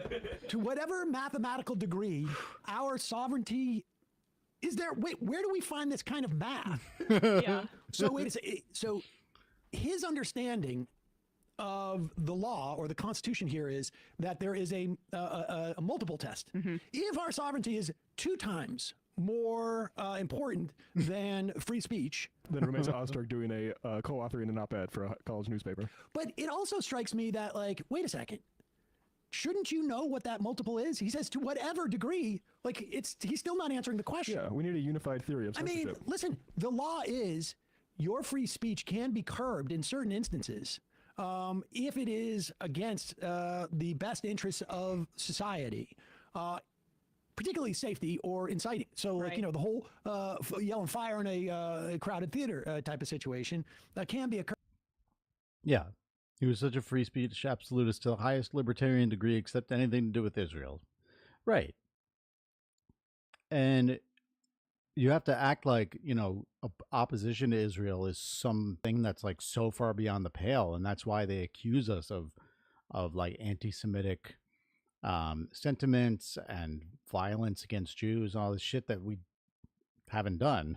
And conflate, you know, Palestine with Hamas and Israel with Judaism. It's fucking insane. Yeah, but that's the thing. No one's a free speech absolutist, and you know, Marxists, we just admit it. Curb on your free speech, but that dynamic just exists. The Supreme Court has weighed in whether, you know, someone can criticize foreign policy and not get kicked out of the country and lose their right to say that. But that's the whole question. And he keeps eliding. He just keeps saying, there's an equation. There's an equation. But I can't put the inputs in, and I can't make that equation. But it is. You can determine it. He said it already based on geographic proximity, although we would obviously have to exclude anybody from the global south in this equation. So then you do the multiplication of that. And then you divide it by the degree to which one is criticizing Israel. And then on the other side of things, I guess you get the incarceration quotient or the deportation quotient. Are you familiar with new math? Because what new math says is that you can bypass that equation and just look at what's coming into your bank account. And if you check the wire, the AHX or whatever it is, deposit, then you can make that assessment. You don't need adjectives for cold hard cash in your bank account. That's very straightforward. Also, D equals bad and R equals good. Oh. But he was saying on that clip that he believes that we're in like a 6th or 7th dimensional civil war. Generational.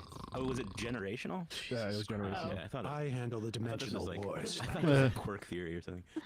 bordering nation with a largely overlapping culture is a morally different question, but still applies in much the same way principally. So I do take issue with foreigners coming to my country. It's a nice white country, so we like it. Canada's, they call it what? The most. Oh, you went back there. You can call it a nice white country. That's technically the truth, but it also is very, very much in favor of immigration and diversity and all these. Don't say anything about wait. Does Tim like those things now? Diversity and inclusion?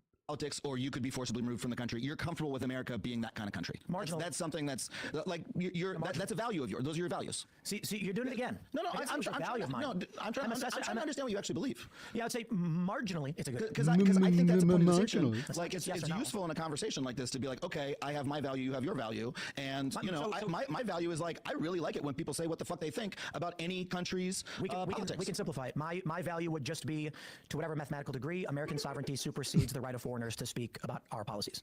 So simple. But in this case, that's my value. In this, so you think that literally any time America is exercising its sovereignty, that's like a good thing in that particular case? Like, because what does that mean? Like, with all due respect, I think I said it like 6-7 times. The mathematical equation. Adhere to the rules. That's it. That includes conservative Canadians, conservative Brits. That's Carl Benjamin. That's Paul Joseph Watson. That's Viva Frei. That's Seth Rogen. How can he justify that? What rule did she break? What law? What rule? This is so stupid. All of these people are walking free amongst us. Right. Like, how is it that, like, all of a sudden, he doesn't have an issue with this, but he's had such apparently an ongoing issue with all of these people he's listing off. Like, off the top of his head, he can list the idea that Rumesa Ulstrich is like Viva Frei is so fucking stupid. But even if that's the case, like, how is it that he's never ever spoken out against their freedom? Like, why isn't he out there saying these people should be arrested Imagine and deported? If Biden locked up every one of the people that he just cited. Do you know how many seconds it would take if he locked up one of them? He would have made Moonlord do self-immolation. If there was the kindest, gentlest one officer who walked up to Jordan Peterson and said, "Excuse me, sir, you're going to have to come with me, please. We're going to have to put you into a cell for a brief amount of time. You're a foreign national now. You're a foreign national, and we don't like what you've been saying about the Biden administration or what our foreign policy has been." Do you know how ballistic Tim Pool would have gone? Oh, my God. This is why I find it very, very hard to believe what he's saying is actually true. No. Maybe making up these principles. Well, on the fly? Do you guys remember he went to Sweden and did that whole report about the no-go zone? Oh, that's right. How dare he? He should extradite. How dare he? He should have been in a prison. Sweden should have locked him up. Sweden should come and get him now. They should extradite him for past crimes. Yeah, that's what President AOC will do. I mean, wait, if Tim Pool does not feel the First Amendment is at play here, does he have a problem, like, with any country arresting any political dissidents whatsoever? How could he? If it applies to America, where we have sovereignty, even with a First Amendment, in countries that don't have anything constitutional like that, it's almost like they're almost obligated to arrest all of these political dissidents. Carl Benjamin, that's Paul Joseph Watson, that's Viva Frei, that's Seth Rogen. What happened to And Paul it's also, Joseph Watson? So all those people should not speak about American national interests, in, like the Suez Canal. We shouldn't say the Panama Canal or like Puerto Rico a state or not. Visa. They should not speak about American politics. You can speak about what you want, but speech has consequences. I mean, okay, so we can move on. I'll say, to me, that's a radically different America than I thought I grew up in, and I think it's fucked up that we're becoming that kind of country. I think it's really bad. That's true. Yeah, you don't believe I think that's true? Well, I mean, I suppose like what I just said. I believe you're like, I don't believe that. I'll say I don't believe that Tim is telling the truth. Yeah, and but it's good to have him on the record. This is a very good thing because Tim can never ever. Can't pin him down. How is he not calling for the arrest of these people? He's a free speech sacrificer. They should be deported. Listen, under the Tim Pool doctrine, which I think we should refer to going forward, that doctrine states any foreign national in this country or hopes to even visit this country at any time who speaks a word of U.S. domestic or foreign policy, right? Because why would it apply to foreign policy, not domestic policy? Should be imprisoned and then deported. That is the Tim Pool doctrine. It is. It's nice that he. And also don't use a lot of adjectives. Right. Those two. That's the Tim Pool doctrine number one. Speak number English, two. but not like that. Hey, folks. Oh man. Okay, I gotta play this. This is one of my favorite R.M. Brown clips, or episodes, I guess. But I don't know if we'll watch the whole thing. New York City, baby. Oh, New York City. New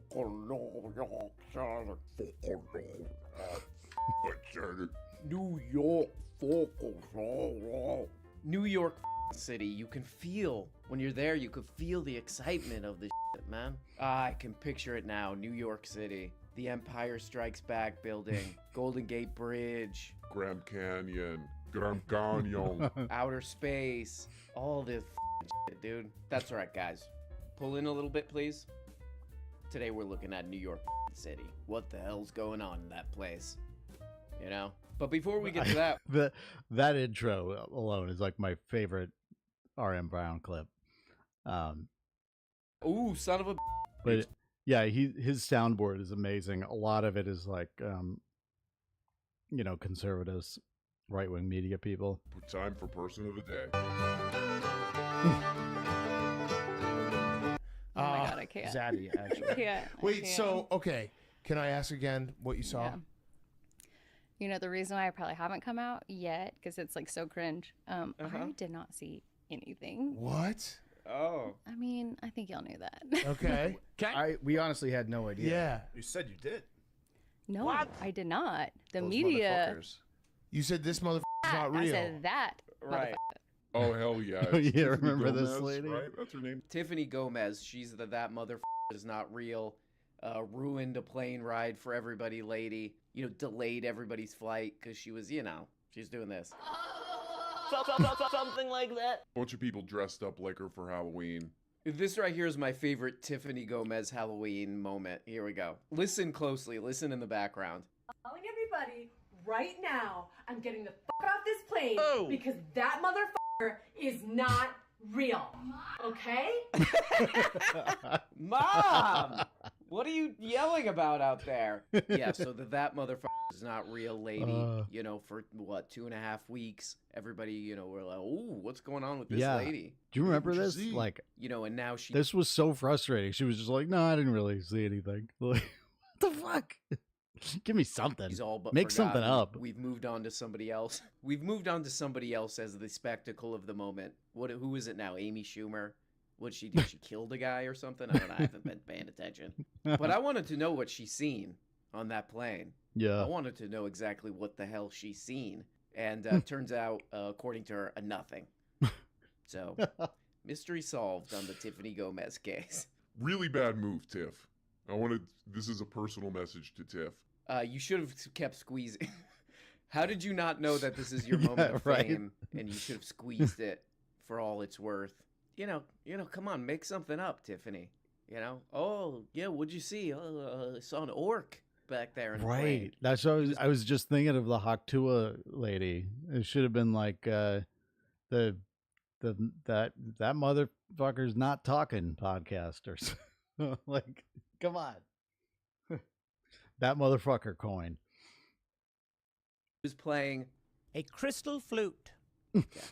Oh, that was terrible. Person of the day number 2. New at 10, a high school teacher out of Mesa is being investigated after some students said that teacher dressed up as the devil and told students, "Hail Satan." That teacher is now on administrative leave. 12 News Channel. The beginning of the rise, the beginning of the rise of the Antichrist. That's in the Bible. Sophomore Nathaniel Hamlet walked into class to see his teacher dressed like this. That podcast ain't real. Yeah, that's the one. Yep. With like a pitchfork. He was saying "Hail Satan" and like putting the pitchfork over everyone's head. Cool. Taking this photo of his Mesa High School teacher on Wednesday. At this time, it's not clear why the teacher decided to dress like this. Some people thought it was funny. I love that. I love that part. It's like, it wasn't like some lesson he was teaching. It's just like, no one's quite sure why he did this.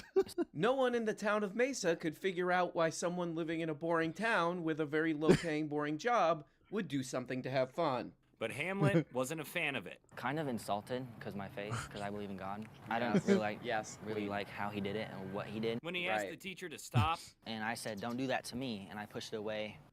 Okay, so big congratulations to the people of the day. Now on to New York.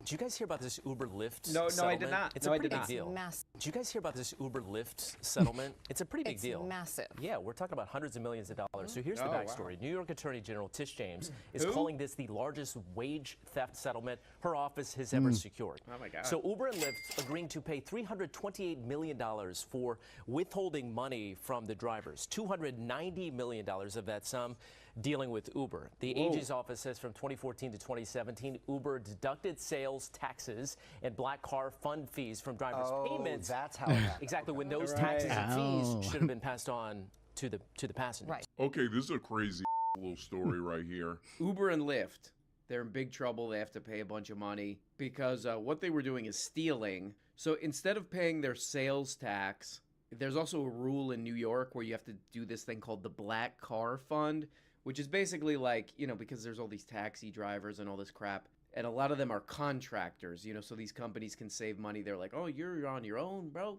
But if they get slammed into, by a car and they get an injury, that's terrible. They're like injured. They can't work for weeks or something. That's not good. You need a way to deal with that. So they have a rule where you have to buy insurance basically from this thing called the Black Car Fund, so these people don't end up, I don't know, dead or something. But instead of going by the rules, doing what they were supposed to do and pay for this, they were deducting it from the New York Uber and Lyft drivers' pay, basically. Uber and Lyft have argued that drivers prefer this system because it allows them to have flexibility at work. How many drivers were part of that, crafting that statement? Like, I love it. It's not. Yeah, it's never like we talked to the drivers and they prefer this. Or like we had a company-wide meeting where all drivers were invited to attend, and they said, "It's like no." It's just like no, they prefer it. How do you know? Bro, don't. You're using a lot of adjectives and. Huh? Oh, no, they like us taking money away from them, especially New York City. Labor activists say it's a shady way for companies to keep costs low, even though they are dependent on the services these workers provide for their companies to succeed. Yeah, so the economics of being an Uber or Lyft driver in New York City don't make any sense to me. If somebody out there can explain it to me, it looks like sort of toward the high end of Uber drivers and Lyft drivers. In New York City, you're making like $80,000. That's toward the high end. That's before taxes and before all the costs, gas. You're driving hundreds of miles a day if you're making $80,000. So your car's going to fall apart. So repairs. So really you're making, I don't know, $50,000, $60,000, which is unfortunately not enough to live in New York City. Yeah. But yeah, it's called living in Port Chester or some shit. Like, what's that town right north of New York City? That's probably not even cheap anymore. Yeah, it's called living in like Elizabeth, New Jersey, and commuting to the city to fucking drive around for Uber. Like, yeah. I saw a lot of news stories where they're like, ooh, this is a big win. This is a big win for Uber and Lyft drivers. Ooh. But I think that everybody knew about this. I think Uber and Lyft definitely knew what was going to happen, because this wage theft thing was happening when Uber and Lyft first started in New York City. It went from 2014 to 2017. That's when the investigation. So it looks like what they were trying to do is keep the fares low so that they could kind of drive out the competition and get people hooked on using Uber and Lyft, sort of. And I really don't know how the Uber and Lyft drivers of that time were making any money. Following a breaking I news, don't know. Like, did people just live in their cars? There's probably a lot of them. Please tell us the FBI is searching the home of a top fundraiser for New York Mayor Eric Adams. Earlier, we told you the mayor suddenly canceled his trip to Washington, D.C. We don't know if this raid is connected. And the FBI discovered that New York City is nothing without pizza. Enough. David, this is what we know right now. FBI agents are searching the home of Mayor Adams' chief fundraiser, Brianna Suggs, in Crown Heights, Brooklyn. Now, agents have been at that home on Lincoln Place since Let's watch a newer one.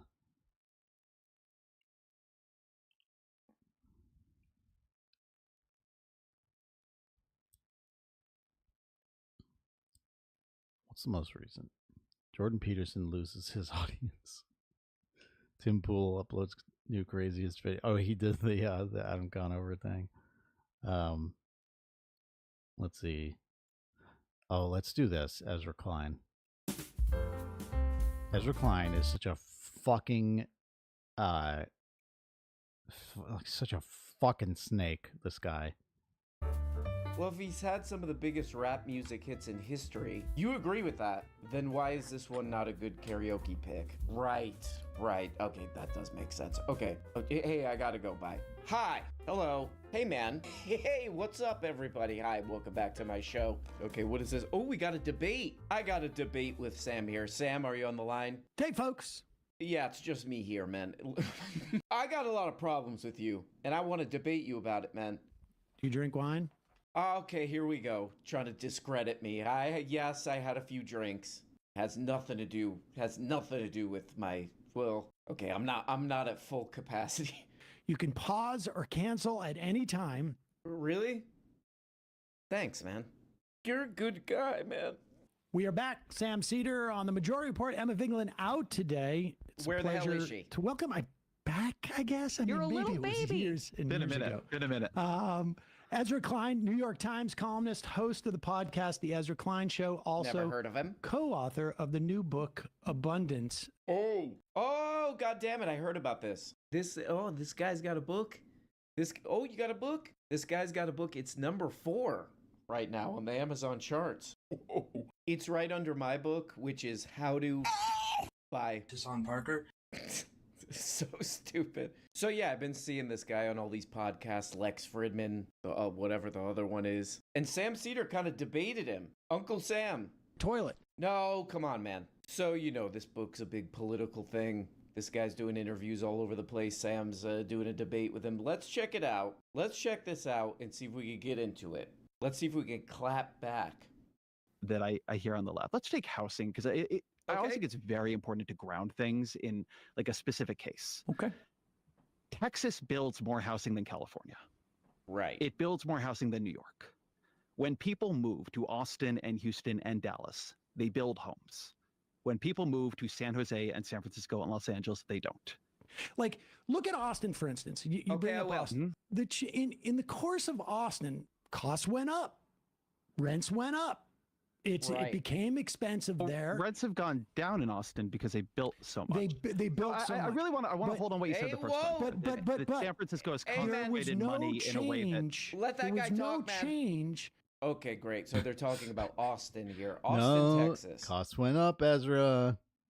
Be honest. Toilets. You listen to this and you think like, okay, sounds like what he's saying here is, in Texas, there's less regulation or whatever on housing. They pulled back on the zoning crap or whatever. And they built more housing in Austin, Texas. And that's good for everybody, because there's more supply. And so then rent prices should fall. And then he's like, rent prices did fall in Austin, Texas. So this is kind of proof for kind of the theory of this book, which is like, there's all this regulation and it can be used for evil, But I looked into this Austin, Texas thing and I found something kind of interesting here. Okay, what the hell does this goddamn thing right here say? This is from December of 2024. An increasing number of Austin area renters are spending more income on housing.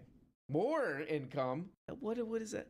More Austin area renters are spending a considerable portion of their income on housing than years past, according to some crap by Harvard University. 52% of renters living in Austin and the surrounding counties spent more than 30% of their income on housing costs, which include rent and utilities. This is up about 4 percentage points from 2022. So that's the time frame he's talking about. Housing experts have long recommended people spend no more than roughly a third of their income on this crap. This might be the important part right here. And I've used that number as a benchmark for whether or not housing is affordable, which it is not in this case. Shut up. So yeah, I don't know. Maybe this seems kind of a stupid way to put it, but like with housing, I think like, okay, there's a city and people live in that city. Okay, I got that so far. They need to be housed. Can they afford to do that in that city? And what this report says is no. Over half. Not only no, but that number went up in this time frame. More people cannot afford to live in this city. So yeah, I don't know. Like, what the hell is this? What the hell are we doing here? You know? Because it sounds like what he's saying is like, look, increase the supply, pull back on the zoning crap, then the supply will increase. Then the people have a place to live. Okay, why are we still in crisis numbers then here? What the hell is going on? The latest inflation numbers show that nationwide rents have cooled from historic highs. Thank God. It's not reaching every rental market or every renter. Hey. Austin, Texas is one of the places where rents are showing a downward trend, but lower income families there say their rents are often staying the same or even going up. Okay. So it's just fucking luxury housing got a little bit cheaper. It's fucking bullshit. So if there are all of these new apartments, why can't lower income families find a place to stay? Right. Most of our newer housing remains unaffordable if it's market rate. Of course, if we created Aves Ashar is with Housing Works Austin, and he says part of the problem with a lot of these new buildings, they're aimed at high-income earners. Oh, right. Nationwide, 89% of new apartments built in the last couple of years were considered high-end. They're also the ones getting deals on rent. One report showed that in Texas cities, luxury apartments saw bigger price drops than middle-tier rentals. So yeah, I don't know. This is a weird example, the Austin thing, because, you know, what you would want to see is, oh. And it's because when they build fucking luxury apartments. Because that's what gets them a return. Which is what you're trying to do if you're a fucking private housing developer. So it's almost as if building public housing would help. Not Section 8 vouchers, none of this shit. Thanks everyone for watching, by the way. We've been at 4 or 5 for a bit here, which is not a lot for Twitch, but it's a lot for me, and I am happy to see that. So I appreciate every single one of you. I'm always trying to stream more regularly, but it's tough working full time. If I, make a little money from the streaming or the videos or the something, maybe that might help. But don't feel like you have to. I just appreciate you being here. That moves us forward too. Oh, houses and apartments are more affordable. And you can find us on YouTube as well at Radicalize Me for videos about socialism and pop culture together as one. For the people who live there, they can afford to live there. No, that's not the case. In fact, it's gotten a little bit worse. And this guy's saying, well, they built more because they, pulled back on the regulation crap and rents went down. How do those two things match up? I mean, this is one explanation, that they built a bunch of fancy buildings and the demand for that went down. Yeah, I don't know a lot of this. I read a bunch of this book too, Abundance, and a lot of it I was listening to it and I was like, what the hell's the point of this, And that's what I'm thinking for this part, the Austin part. I'm like, what the hell's the point of this? Yeah, technically they did build more housing, right? That's technically true. But if the whole point of housing is that people who live in a place can afford to house themselves, it didn't fix that. So what the hell's the point of this? And by the way, it's why am I reading this book? There are people who have devoted their lives to the housing crap. What's this guy's name? David Madden. Look up David Madden. He wrote a whole book about this crap. There's a bunch of other people. And a lot of these people argue with each other. They bicker back and forth, urban planning people and all this stuff. But I was listening to this and reading this and I was just like, why am I listening to this guy on this? It's already doesn't make any sense. It doesn't get to the real point of what housing is all about. Why am I listening to this? It builds more housing than New York. When people move to Austin and Houston and Dallas, they build homes. What the hell does this say? Dallas-Fort Worth renter households are cost burdened. More than half of Dallas-Fort Worth renter households are cost burdened. 2024. Same Harvard study, same problem in Houston. Wait, what the hell is this? Check this out. Whoa! Do a summary of the book. Primary problem has to do more with the regulation and the handcuffing the state has done of itself. Toilet. But the state doesn't do it itself. Like, all of this handcuffing comes from a place, and it's either moneyed interest or it's not. And I have no doubt that at different times. This is where I think you've really oversimplified politics.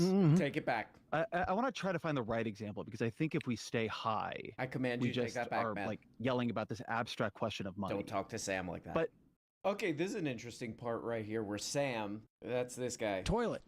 Come on, man. That's immature. Toilet. No. You know, Sam Cedar is pushing back on this idea. He's like, wait a second. You're saying there's all this regulation is causing all these problems. All this red tape and all this crap. It's really slowing things down. And Sam Cedar's asking, well, is that really the source of all these problems? And I remember this. There was like a viral moment where this guy Ezra Klein went on Jon Stewart. He went on Jon Stewart's YouTube. So for rural broadband, for instance, what you end up having is a 14-stage process. Like there's a period where the Commerce Department needs to draw up a map of which parts of the country don't have the right amount of broadband. And then there's a challenge period on the map and da-da-da-da and da-da-da-da. Okay. So yeah, this was like a viral moment on the Jon Stewart show. What is it? God forbid. It goes on YouTube. Jon Stewart goes on YouTube. This was like a viral thing where this guy Ezra Klein was like, man, look at all these. You got to jump through all these hoops. You got to jump through all a million hoops to get this broadband out in their rural areas, to get out in these rural areas where they ain't got no broadband. And Jon Stewart's like, oh, goddamn this to hell, you son of a bitch, is you, he says. Jon Stewart goes like this. Oh my God. Paul Davidson? And this guy Ezra Klein was just like making the point like, look, this is the problem. We got all this red tape. If we just get rid of that, everything be better, you know what I mean? But just like with the housing thing, it's like, not the story. Definitely not the whole story. Who pushed for the challenge process? The big incumbent internet providers. Why did they push for that? Because the thing that they are most afraid of is the federal government spending money to build new broadband that would directly challenge and compete with the broadband that they're already offering in certain places. So they said... So that's what like Sam Cedar is asking about and talking about there. It's like, oh, where does... It's so funny how like we're told that capitalism's so great because of the competition and how that like creates better, more and better options for consumers. And then in practice, it's always anti-competitive.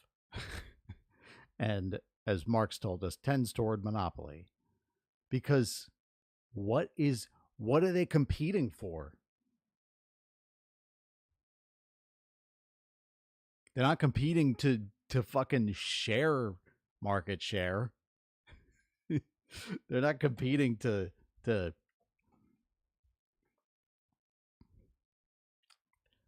not competing to not win. What the fuck are you talking about? This is always how it is in practice. And yet we have to try capitalism 400,000 times. Because communism failed. It failed. Well, it raised living standards for everybody in every country that it was tried in. But it failed. How did it fail? It was bad. They were evil and scary. State Department didn't like them. It's scary. It's JFK for some reason. JFK and RFK, big anti-communists. Like, I don't know if people realize, I mean, they were American presidents and there was the Cuban Missile Crisis and all this shit. But like, I mean, RFK wasn't a president. I know that. But they were American politicians and American political family. And, while I do think that there is a lot that JFK said and did, and probably RFK too. That was more like, hey, maybe we don't have to be kind of always almost at war with the Soviet Union. Maybe we don't have to wage war all over the world. They said, a little too much of that shit. And I think, you know what? I'm going to play this. Hold on a moment. But Jeffrey said, but, very interesting shit about the Cuban Missile Crisis, when, first of all, Kennedy rejected the advice of all his advisors except one, because they all said, go bomb these sites in Cuba. And now, in retrospect, we almost surely would not be here talking today had we gone on to do that. But Kennedy was very much more cautious. That was October 1962, and in 1963, Kennedy made a campaign for peace that led to the Partial Nuclear Test Ban Treaty, which was signed with the Soviet Union in July 1963. And it culminated, I think, in Kennedy's assassination because there were enough people in the U.S. government that didn't like his peace. So, one more time. 1963, Kennedy made a campaign for peace that led to the Partial Nuclear Test Ban Treaty, which was signed with the Soviet. The speech, of course, crap. The aftermath of the Cuban Missile Crisis, when very much more cautious. That was October 1962, and in 1963, Kennedy made a campaign for peace that led to the Partial Nuclear Test Ban Treaty, which was signed with the Soviet Union in July 1963. And it culminated, I think, in Kennedy's assassination because there were enough people in the U.S. government that didn't like his peace. The aftermath of the Cuban Missile Crisis.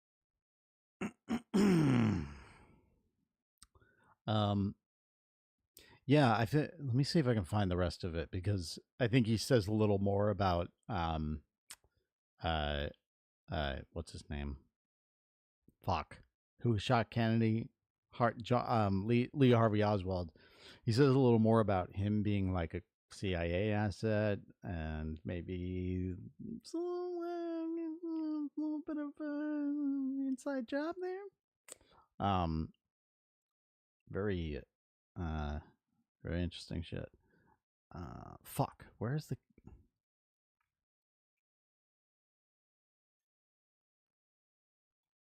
Maybe this has more? Kennedy was very much more cautious, and he spent all the days of the crisis asking what's going through Khrushchev's mind. He's a human being. What's he doing?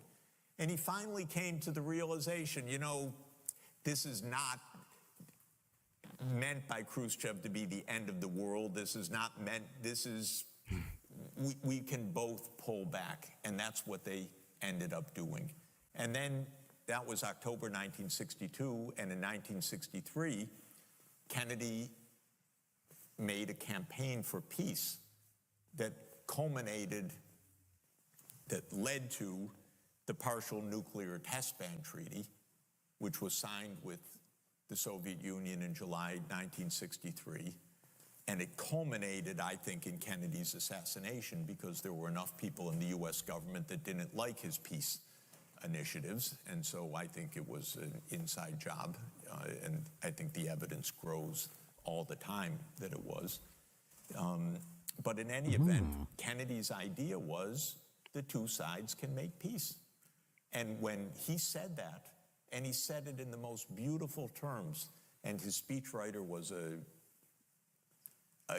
gifted person named Theodore Sorensen that I got to know, luckily, because he lived in our neighborhood when I came to Columbia University, and I got to know him.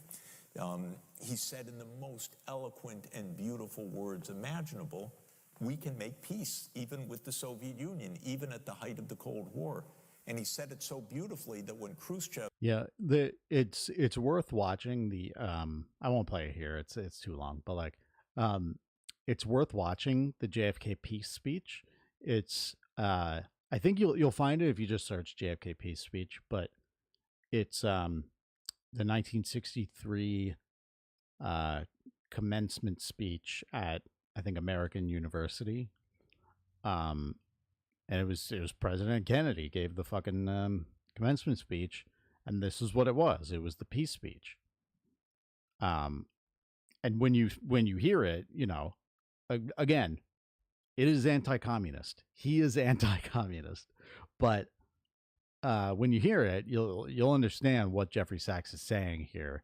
That this would not be popular with the kind of deep state, for lack of a better term. Heard the speech, he immediately called the American envoy, Averell Harriman, and said, "I want to make peace with your president," because he was inspired by the words, actually. And they made peace. And that treaty lasted, and it led to the Nuclear Non-Proliferation Treaty 5 years later. It changed the world. And so that's the optimistic side. Go for peace. Instead, this awful president of ours, when he could function still, he was terrible. Biden. All he could do was insult Putin every moment. How are you going to make peace if all you do is throw insults at the one who heads a country with 6,000 nuclear warheads? This is crazy. Kennedy was very...